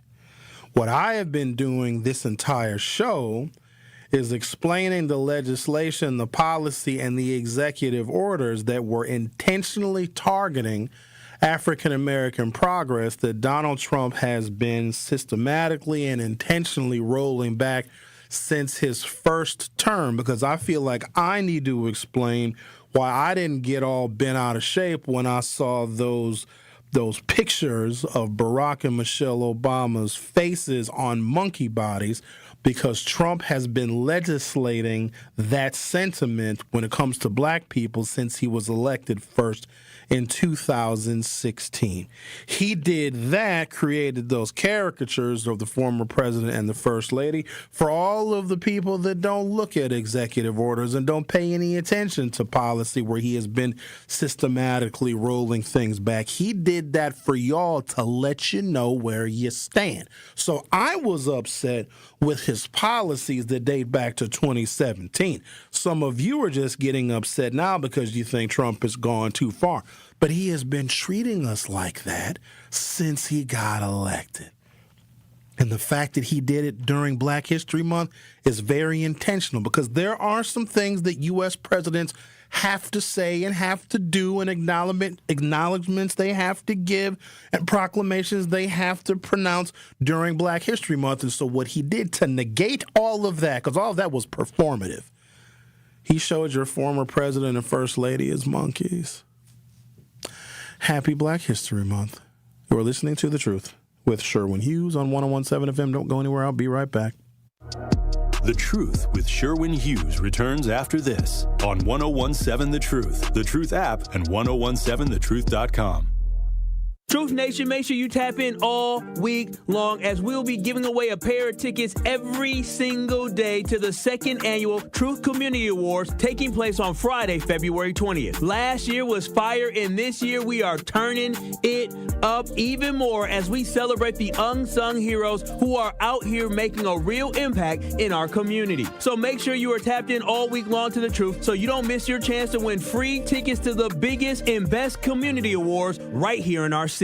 Adrian was seriously injured when a careless driver merged into her lane. Gruber was there for everything that I needed. Any questions that I had, Gruber was there. They made me feel like everything about my situation and my accident was very important to them, and that made me feel good. And I would definitely call Gruber again for that. Serving Wisconsin for over 35 years, Gruber Law Offices. One call, that's all. They go above and beyond for their clients. We need to optimize the PID controller for smoother robotic movements. Our data analysis shows a significant correlation between the variables in both control groups. The test shows you've experienced an acute myocardial infarction. As you'll see on the syllabus, this course will largely focus on the Mesozoic era. Get your child the access every child deserves. Enroll your K through 8th grade child by February 28 at Milwaukee College Prep, mkeprep.com/enroll. Dad's gonna be far side, good. What should I do with my dress? Do little wiggles. The slate's coming in. What does it feel like when you're down or having a bad day? It feels sad, like you just don't want to do anything. All my little emotions in my head is just running crazy. I don't know what to do. As a teacher or coach, do you ever feel overwhelmed supporting kids' mental health? I had never experienced players being so down that they can't even participate. He's just in tears in the huddle. I didn't know what to do. Teachers need tons of help. Kids Mental Health Foundation offers educational materials to help guide conversations with our students. It's so important that we are constantly educating ourselves. It's the same as the CPR class to me. We're trying to save a life here.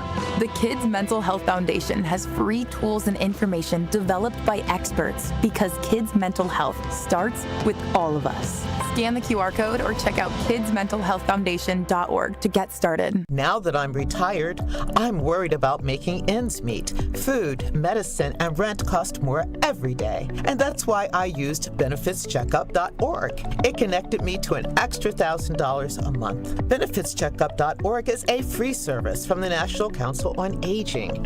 If you're on a fixed income, benefitscheckup.org might help you too. For free. Visit today.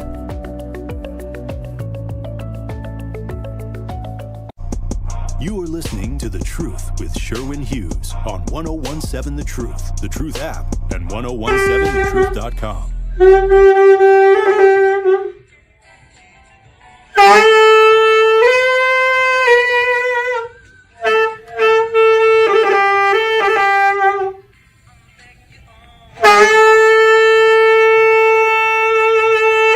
God, he's terrible. It's too loud. It's horrible. It's hurting my eardrums. So this is the first time that Bob came into the studio and brought a saxophone. What year was this at? 2023. So 3 years ago. And we're playing the video. Well, we just played it on YouTube. Who is that producing? Is that Carrie? It must have been. Yeah, I think that is Carrie. I can see her hair. Can you zoom in? Yeah, oh, yeah, look at that hair. That's definitely Carrie. Look at me. I just look uninterested. Look at his face. Oh, for those of you that have never seen Bob, first of all, his name isn't even Bob. His name is Rocco. Did you guys know that? His real name is Rocco? Look at him. And there's his bad arm. And his left arm is his good arm. And there's his saxophone. He's got to bring this little table because he can't hold the saxophone. He's got his little saxophone stand right there. And that's him in the studio. And then in the background, you can see Carrie producing.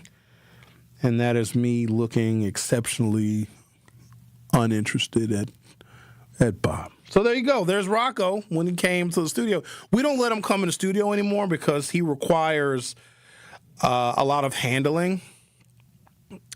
So the last time he came, I'm sure I told you guys, he just left his car.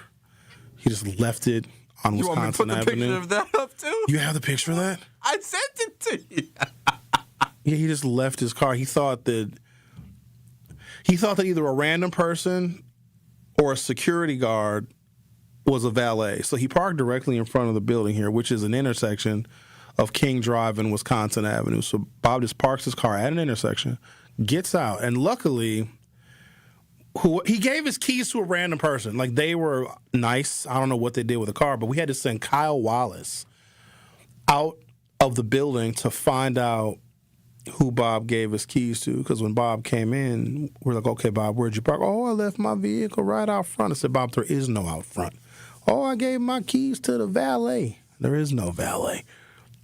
You gave your keys to just a random streetwalker. So yeah, that this is one of the many reasons why Bob is not allowed here in the studio. He's a walking liability. And not to mention, he flirts with all the women. And when I say he flirts with all the women, he offers them money. Any woman that Bob sees on his way into the studio, and there's a lot of women that work here, tons, he pulls out wads of money and tries to offer them money. That's what he does. I think Zach is going to... All right. So whenever you get the picture, and just in case people don't believe what I say about Bob, when he left his vehicle in the middle of the street, and just gave his keys to a random person. He's lucky that people are actually nice. Because I don't know, an old person decide they want to give me the keys of their car. I figure they don't want it no more. I'll probably drive away with it. You can't report the vehicle stolen if you gave the person the keys. That's not stealing. If you let me have it. Executive order restoring equity of opportunity and meritocracy, signed April 23rd, 2025. What it did, it eliminated disparate impact liability enforcement. It directed agencies to stop prioritizing enforcement of racial impact-based discrimination claims in the federal government. It weakened Title 6 civil rights enforcement mechanisms throughout the United States. A Biden-era approach was reversed with that executive order, which was aggressive civil rights enforcement based on racial outcome disparities. Another executive order, defending women from gender ideology extremism, signed January 20th, 2025. What it did is it reversed Biden-era civil rights protections for LGBTQ plus gender identity and intersectional anti-discrimination protections. It eliminated federal recognition of gender identity discrimination. It ordered agencies to reassess all DEI and environmental justice grants that were doled out by the federal government. And if a grant was given out with any provision relating to environmental justice or diversity, equity, and inclusion, the grants were rescinded.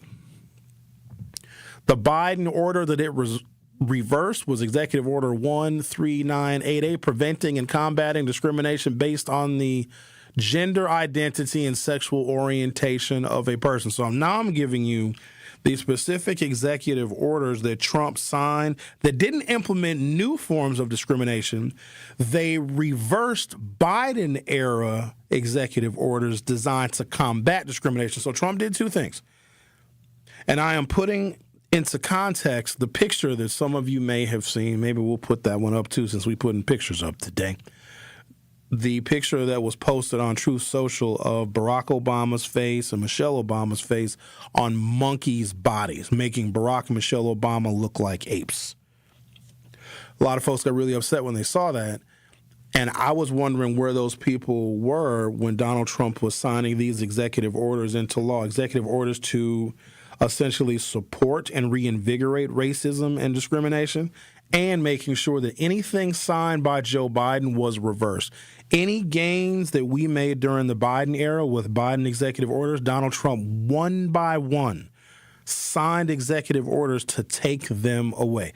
This is intentional, ladies and gentlemen. So when you wonder, and some of you do, some of you don't, why black people are not making more progress, because you can look right here in the city of Milwaukee and just see a community and a culture that is not advancing like it should. What the non-critical thinker will do is blame the elected officials that are in Milwaukee right now. I want you all to know that there's nothing or very little that an elected official in the city of Milwaukee can do that can compete or outpace an executive order that was signed or reversed at the federal government. Because a lot of the funding that we may have to help black families and to help minority families when it comes to health care, when it comes to housing, when it comes to making sure there is less disparity in our schools, when it comes to outcomes, when it comes to suspension and expulsions, a lot of those resources are now gone. And we rely on the federal government for the dollars that it takes to put in like diversity compliance officers, putting people in to make sure that discrimination does not rear its ugly head. Those protections that we had, those shields that we had, have been evaporated by this president. And we tend to think like, oh, these black people that are in office, they're not doing anything for us. In fact, things are getting worse with all these Democrats that people are electing in Milwaukee. Whenever I hear somebody say that, I think, idiot. And those people are allowed to vote that don't even have like a basic understanding of when the federal government takes away compliance and when they take away those executive orders, discrimination is always going to be the default setting. We just can't rely on white people to say, hey, you know what? Let's make everything fair. And quite honestly, I don't blame them. Let me tell you why. Because if they make everything fair, they now have to be competitive and they might lose. I've always stood by the coping mechanisms that minorities and black people in particular have to develop to be successful in white society, because we are starting from a perspective of we're not worthy, we're not as smart, and even when we are worthy and smart, they think that we've gotten our positions because of some adherence to diversity, equity, inclusion, or some racial policy. They really believe that.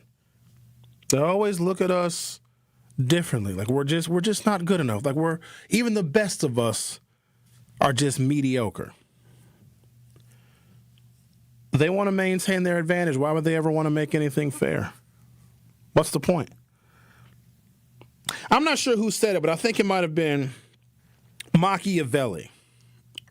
He said, cheat at the game that everyone else plays fairly. Because the rules are designed to protect those that follow them. If somebody else is playing fair, then you are to cheat. If playing fair is, let's look at these resumes and see who's actually qualified for this job. Let's look at their experience. Let's look at their references, because, that would be fair. But what they do to maintain their advantage is they cheat. They say, nah, look at the address of where this person lives. They live in a North Side neighborhood in 53206. Or look at their name. Their name sounds ethnically Latino. Maybe we shouldn't hire that person. In fact, throw all those resumes in the garbage. Or better yet, if you're Donald Trump and you're getting started in building your real estate empire, you have your apartment managers collect the applications of potential apartment dwellers, and you go and you talk to the people and you show the apartments, and you come to find out, lo and behold, that some of the people that are filling out applications to live in Donald Trump's Manhattan apartments are black people. And what you do is you take their applications and you mark them with a red X so that everybody knows that these are black applicants, and you throw their applications away. Then they got caught, Trump and his daddy did, and then got fined by the Nixon administration. You know you got to be doing something racist if the Nixon administration is fining you, because Richard Nixon was the blueprint for everything that Donald Trump is doing right now. Imagine that. Cheat at the game that everybody else is playing fairly. That seems to be the motto that they are following, and they're not going to change course anytime soon. You're listening to The Truth with Sherwin Hughes, exclusively on 101.7 FM. Oh, by the way, I'm being honored by the Milwaukee Common Council on Tuesday, February 10th at noon. You're all welcome to come, and guess what I just found out? It's going to be food! Free food. So come in. I don't know what kind of food. Now, they didn't tell me the menu. But if you come to City Hall on Tuesday, February 10th at noon, I got to leave a little early, so I think somebody going to fill in for me. I'm going to leave here on Tuesday by 11:30. I think Kyle Wallace, maybe he'll come in. I don't know who going to fill in for me. But I got to hustle on down to City Hall, because they're honoring your boy Sherwin Hughes for my contributions to black people, to blackness. See, that's the kind of stuff that matters to me. I only want awards that come from black people. Now, the whites have given me awards, but my most prized possessions of the awards that I got a whole trophy room in my house. Yeah, I got some WBAs, but I have an award from Urban League, proclamations from members of the esteemed Wisconsin State Senate. I have a community award where I don't even know who gave me this award, because they didn't tell me who, but it's beautiful. It's like a crystal. It's like a big crystal, and it's got all these wonderful accomplishments engraved in it. It's from somebody black, I could tell, because white people would never want to document my accomplishments. But being that the majority of the Milwaukee Common Council is African American, it is my honor and pleasure to accept their recognition of my work. Let me be clear, my work is not done. My work is not done until every black person is rich and drives a Bentley and has all the new Jordans. My work is not done until every black child is not just excelling in reading and math, they are more than above average and they're taking all the jobs. My work is not done until every black person has a trade. Until every black person is a plumber and a carpenter doing HVAC, until every black person has a welder's torch, my work is not done. My work is not done until African-American voter turnout is 105%. I'm sure you're wondering how we got to 105%. Don't wonder. Just accept it. My work is not done until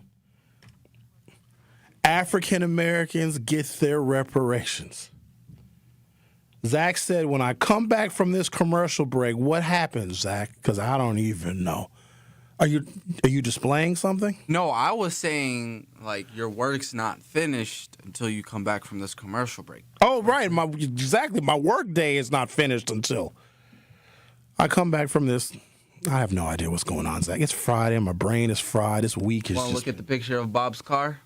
Yeah, you have it? Yeah, it's up. Let's take a look at it. Let me do a little refresh here. So y'all go to YouTube right now. So do you see where that stoplight is? That is an intersection. That is where Bob left his vehicle. Somebody went outside to photograph Bob's car, and he gave his keys to just like a person.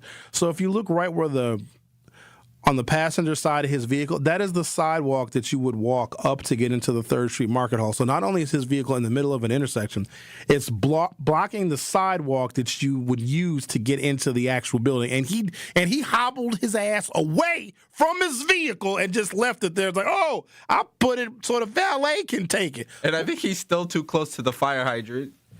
He's lucky he didn't give his keys to a Kia boy. Some young brother wearing a pooch icedy. Yeah, brother, I'll take your keys. Yeah. And they pull off. Skirt. All right. Take a break, come back. On another note, my favorite song by Lil Wayne is Cat Food. But we can't play it because it's, I mean, you know what cat food is. You know, cat is a nickname for meow, meow, meow. The Truth with Meow, Sherwin Hughes on 101. Meow. We'll be right. Meow. Hey. Don't touch that dial. The Truth with Sherwin Hughes will be right back on 1017 The Truth, The Truth app, and 1017thetruth.com. Don't get smart. Injured at work, unable to work due to health problems, or denied veteran benefits you're entitled to? Last year, Tayback Law returned over $73 million in wrongfully denied VA and Social Security benefits to people in our communities. Tayback Law celebrates Black History Month by bringing its message to 101.7 The Truth. The team is thrilled to see Milwaukee achieve this exciting new outlet for speaking truth to power. And Tayback Law is always ready to fight for you. Call Tayback for the payback. TaybackAttorneys.com. Hi, I'm Priscilla Presley. My love for animals began when I was 5 years old. That sparked a lifelong commitment to speak up for animals who can't speak for themselves. Elvis and I supported American Humane Society because your compassion can change a life. American Humane Society strengthens the bond between humans and animals. Please visit AmericanHumane.org to learn more. Thank you. Hey there, Jane Lynch here. You want to hear something funny? Too bad. You want to hear something uplifting that will inspire you? Good. Because today, I want to talk to you about Direct Relief, a humanitarian organization that does seriously good work when it counts. Fires, hurricanes, earthquakes. When disaster strikes, Direct Relief immediately shows up with medicines, medical supplies, and everything doctors and nurses need to save lives. Let's ship her out! Every day across the United States and around the world, they're making an enormous difference. If someone needs help, Direct Relief helps. No politics, no red tape. Hey, what you doing over there? Oh, I'm packing insulin for kids with diabetes. See, every box here is literally a lifeline for someone in critical need. So check them out at directrelief.org and donate if you can. You might just bring a smile to someone's face. Truth Nation, it's time once again to celebrate excellence, passion, and the power of community at the 2nd Annual Truth Community Awards, happening Friday, February 20th at Venue 3 inside the 3rd Street Market Hall in downtown Milwaukee. This award show will honor the unsung heroes who show up, give back, and make a positive impact in our community every single day. We're rolling out the red carpet and showing love to those who truly deserve it. Buy your tickets now by visiting 1017thetruthAwards.com. Tickets are just $20, which includes free food and exclusive Truth giveaways.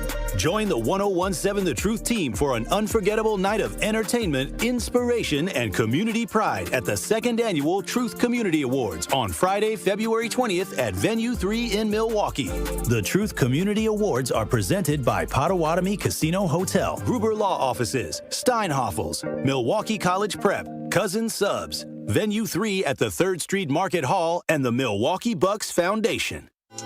More of The Truth with Sherwin Hughes is next on 1017 The Truth, The Truth app, and 1017thetruth.com.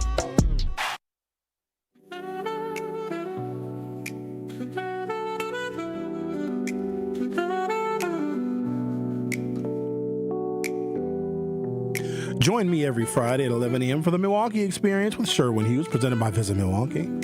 This is a city that knows how to celebrate, where the calendar is packed with festivals and plates are piled high with flavor, and lakefront sunrises set the stage for unforgettable days. Here in Milwaukee, every street leads to something worth savoring. It's a place that welcomes you with open arms, where shared joy exists through bites, beats, and cheers. The Milwaukee Experience every Friday at 11 a.m. exclusively on The Truth with Sherwin Hughes, presented by Visit Milwaukee. We already did it, but just letting you know every Friday. All right. Usually can tell by how people are breathing. This must be Linda. No? Who's this? That one guy. Oh. Can you hear me? Wait a minute. Hang on. Who is this?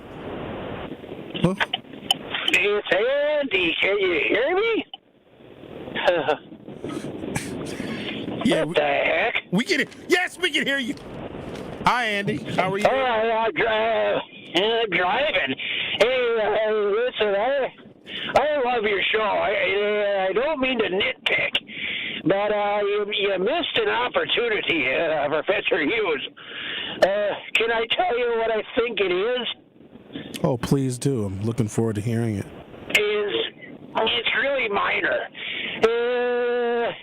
You said that you're talking about cat food, and you said meow Sherwin Hughes, and I thought you should have said meowin Hughes, and that would have been funny if you said meowin Hughes, but that's a little off topic, because what's good about your show is all the serious stuff, and I appreciate when you mix in that comedy too, and I just thought I'd add that to what's going on. But that's it, and I just thought it was Friday, and I wanted to say happy weekend and all that. Get out of the way! Good. So, anyway, love the show. Thank you. Thank you a lot. Okay. You okay? Yeah. I'm lost. I'm lost. I'm over off a Capitol trying to get to playing in sports. Because while Lisa, I'm trying to show her how to play a racquetball, but you got to get a racket first, and I have no idea what the heck. People still play racquetball? Well, we hit against the garage, and so it's not technically racquetball, but yeah, it's a good sport. Yep. In the wintertime, you're going to hit a ball against the wall? The snow. Yeah, now that it's warming up. Okay. All right, then. Hey, thank you. Thank you for... Thank you. And again, your show is the absolute best. It's the only thing on radio worth listening to. And not only is it worth listening to, I'm going to throw a big word, something it's edifying. It's edifying. It nourishes the soul. And I appreciate your work. And I learn something all the time. And that's it. And I learn a lot from you, too. Like meowing Hughes, and that's pretty good. Yeah, okay, I should probably get off the phone before I get into an accident. What the heck? Okay, yeah, that's not a good place. Okay, I should really go.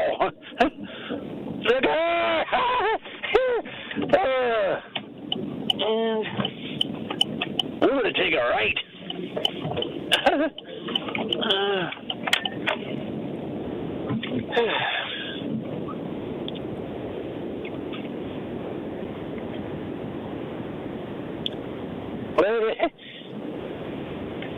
Why would I? People would use their blinkers.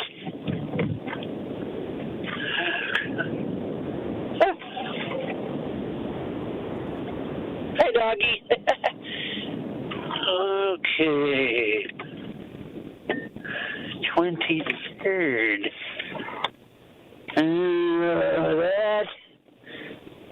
That doesn't make any sense. Huh.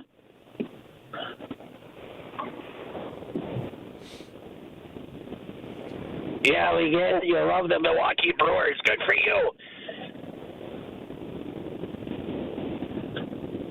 Okay.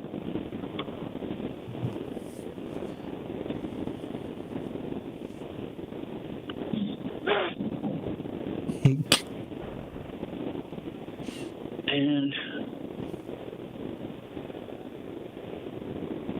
you're there. Huh. Slow down, would you? God, it wasn't such a stinking rush. Smell the coffee. All right, that's so he didn't know. So he didn't. Why don't we do this? It starts with a spark. At Milwaukee College Prep, that spark turns into something extraordinary. From age 3 through 8th grade, Milwaukee College Prep nurtures brilliance, building scholars with knowledge, character, and confidence. 88% of students face economic hardship. But that doesn't define them, because at Milwaukee College Prep, each child's potential shines. With 4 campuses and one powerful mission, college and beyond, Milwaukee College Prep is free, high-performing, and open to all families.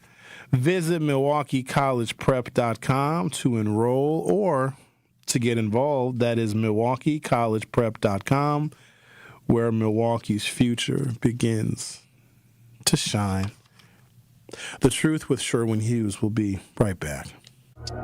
The Truth with Sherwin Hughes returns after this on 101.7 The Truth, The Truth app, and 1017thetruth.com. Milwaukee business owners, this is your moment. Every Friday at 8 a.m., call in to 101.7 The Truth for What the Business Is. Tell us what your business is, where you're located, and one thing you've learned along the way. What the Business is powered by We Energies, delivering the energy that powers local business.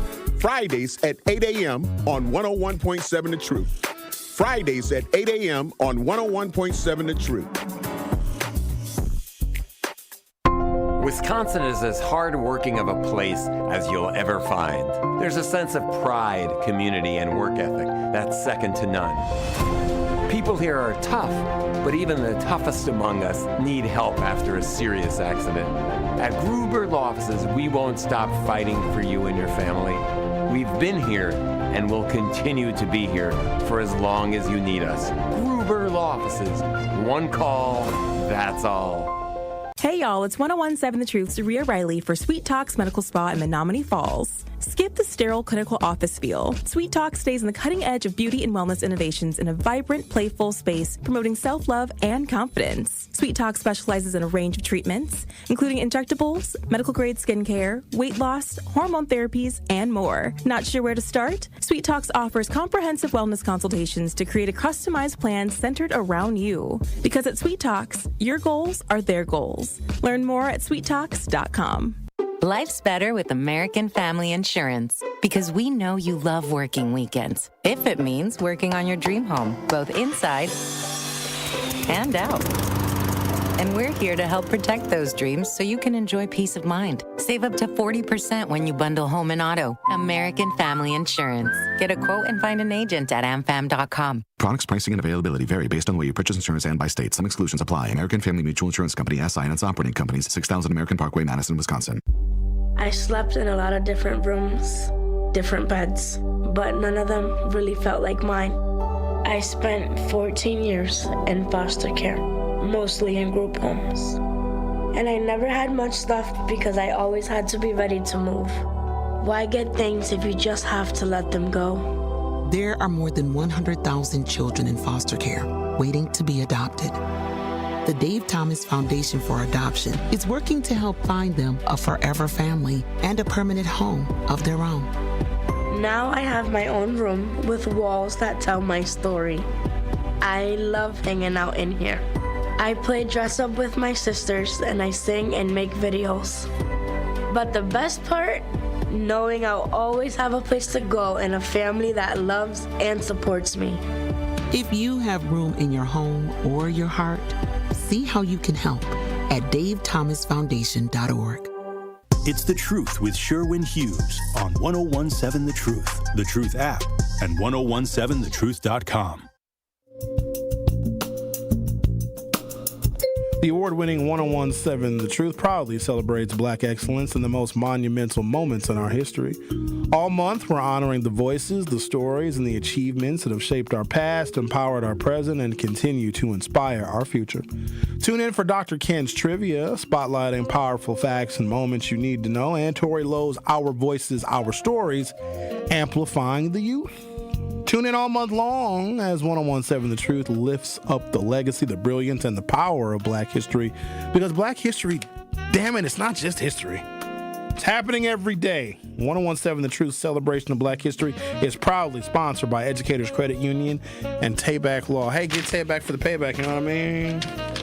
Yada da mean. Let's talk to Marty. Hey, Marty, how are you today? Oh, very good. Sherwin, thank you very much. Thank you for the show, and that's kind of the reason I'm calling. If I may, hey, I really enjoy your show, and I'm trying to put my finger on exactly why, and it is so wide-ranging, and I was trying to bring it down to the lowest level, and what you are doing is you are just covering the city in my mind. I really appreciate it. I wanted to say specifically, you had the 3 school leaders on yesterday, I believe, and that was fascinating to me, and I've been looking at that issue for a long, long time, decades, trying to figure out why children cannot read. And I'll tell you, listening to those 3 gentlemen and ladies that were in the room, it was reassuring, encouraging. But I was just going to ask you, if they were still listening, I'm wondering if there's any thought or any conversation with regard to some sort of a boarding school situation, if that would be appropriate or been thought of in their situations, because I think that would address what you talked about yesterday, the wraparound needs. It would address, the children that are caught up in moving often and things of that nature. And I'm not talking about, the city taking over the raising of the child. More so, I'm thinking, 2 or 3 or 4 nights a week where the child could just stay in that beautiful environment that they spoke of yesterday, and have the resources available for the whole 24 hours. And I'm just thinking out loud here. I think that there's a real chance for that. And a second question would be, I wonder if those guys have ever thought of, or if that's ever happened, that the teachers are also counselors, where a teacher has, in the Milwaukee public school system, you have, just make up numbers, 6,000 teachers, and you have 60,000 students. So each teacher would have 10 children they are sort of their counselor. And you don't have to have them in your classroom, but you have a relationship with these 10 children wherever they may go over the course of their 8-year career or 12-year career. that teacher has a connection and is watching the progression of that child. So you create a little bit of an intimate knowledge of the whole child. And I'm just wondering if there's a place for that. So we'd have counselors and maybe a chance at boarding schools. Well, I do appreciate your great compliments on the program. Thank you so much for those, Marty. And I would like to thoroughly address your suggestions of the boarding school and having the teachers be counselors. But I want to dedicate the rest of my show to answering those questions thoroughly. So I will answer those with you off the air if you don't mind. Oh, absolutely. Absolutely. Just putting it out there, food for thought. All right. Thank you, Marty. Appreciate your call. I am not in favor of taking children out of their homes and away from their families for any period of time. I'm just not, because the concept of boarding school, even though he meant it well, they would just be at these schools, for a couple of days a week. No, I want children to be able to go home every single night and be with their families. But the whole concept, in my opinion, of boarding schools is it's punitive.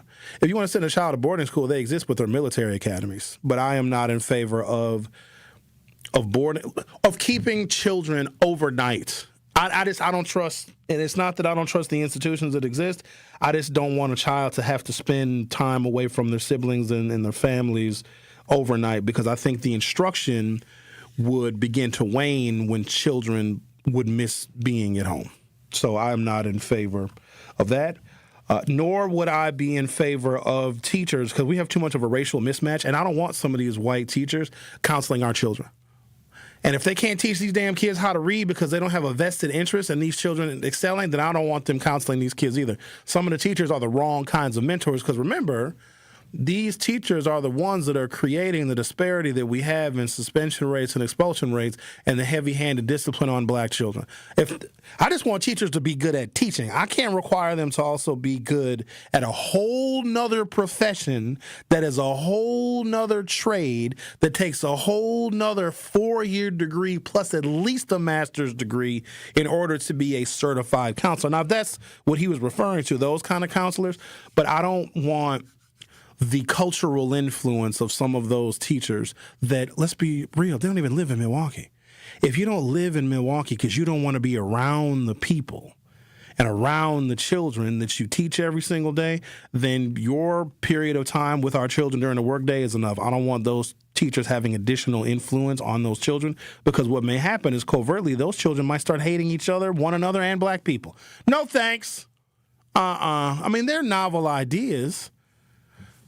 All we have to do is look at other districts that are performing well and just do what they're doing. Tell you what, let's not even do that.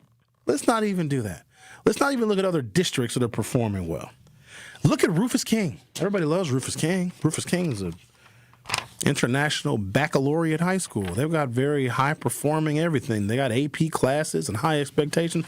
Just do what is working in public schools that are high performing. The Ronald Reagan School. Ronald Reagan. Didn't you go to Reagan, Zach? See there? And you were a high performing student. Look at you now. Now you're a famous DJ and a famed radio producer. Whatever the curriculum was there, we can do that in some of these other schools. Hey, Truth Nation, mark your calendars for Friday, February 20th for the second annual Truth Community Awards, presented by Potawatomi Casino Hotel, celebrating individuals making a real difference in our community. Tickets are on sale now. And don't wait. Go to 1017truthawards.com to buy your tickets today. The Truth Community Awards are presented by Potawatomi Casino Hotel and sponsored by, oh, look at that, Milwaukee College Prep, the Milwaukee Bucks Foundation, Gruber Law Offices, Steinhavel's, Cousins Subs, and Venue 3 at the 3rd Street Market Hall. Come celebrate with us on Friday, February 20th at the Truth Community Awards, hosted by Homer Blow and Bailey Coleman. From 5:30 until 8 p.m. at Venue 3 in the 3rd Street Market Hall. Do not miss out on the best community awards event of the year. Shout out to Bailey Coleman. That's right, Homer. That's right. It's cold outside. You guys have a great weekend, and go Bucks and go Seahawks. Bye-bye. On Wednesday night, the Milwaukee Panthers complete their homestand as they host the Detroit Mercy Titans at the UWM Panther Arena. Refeed the block. Franklin, contact, yes! Score it and one. Back to the top, Dixon.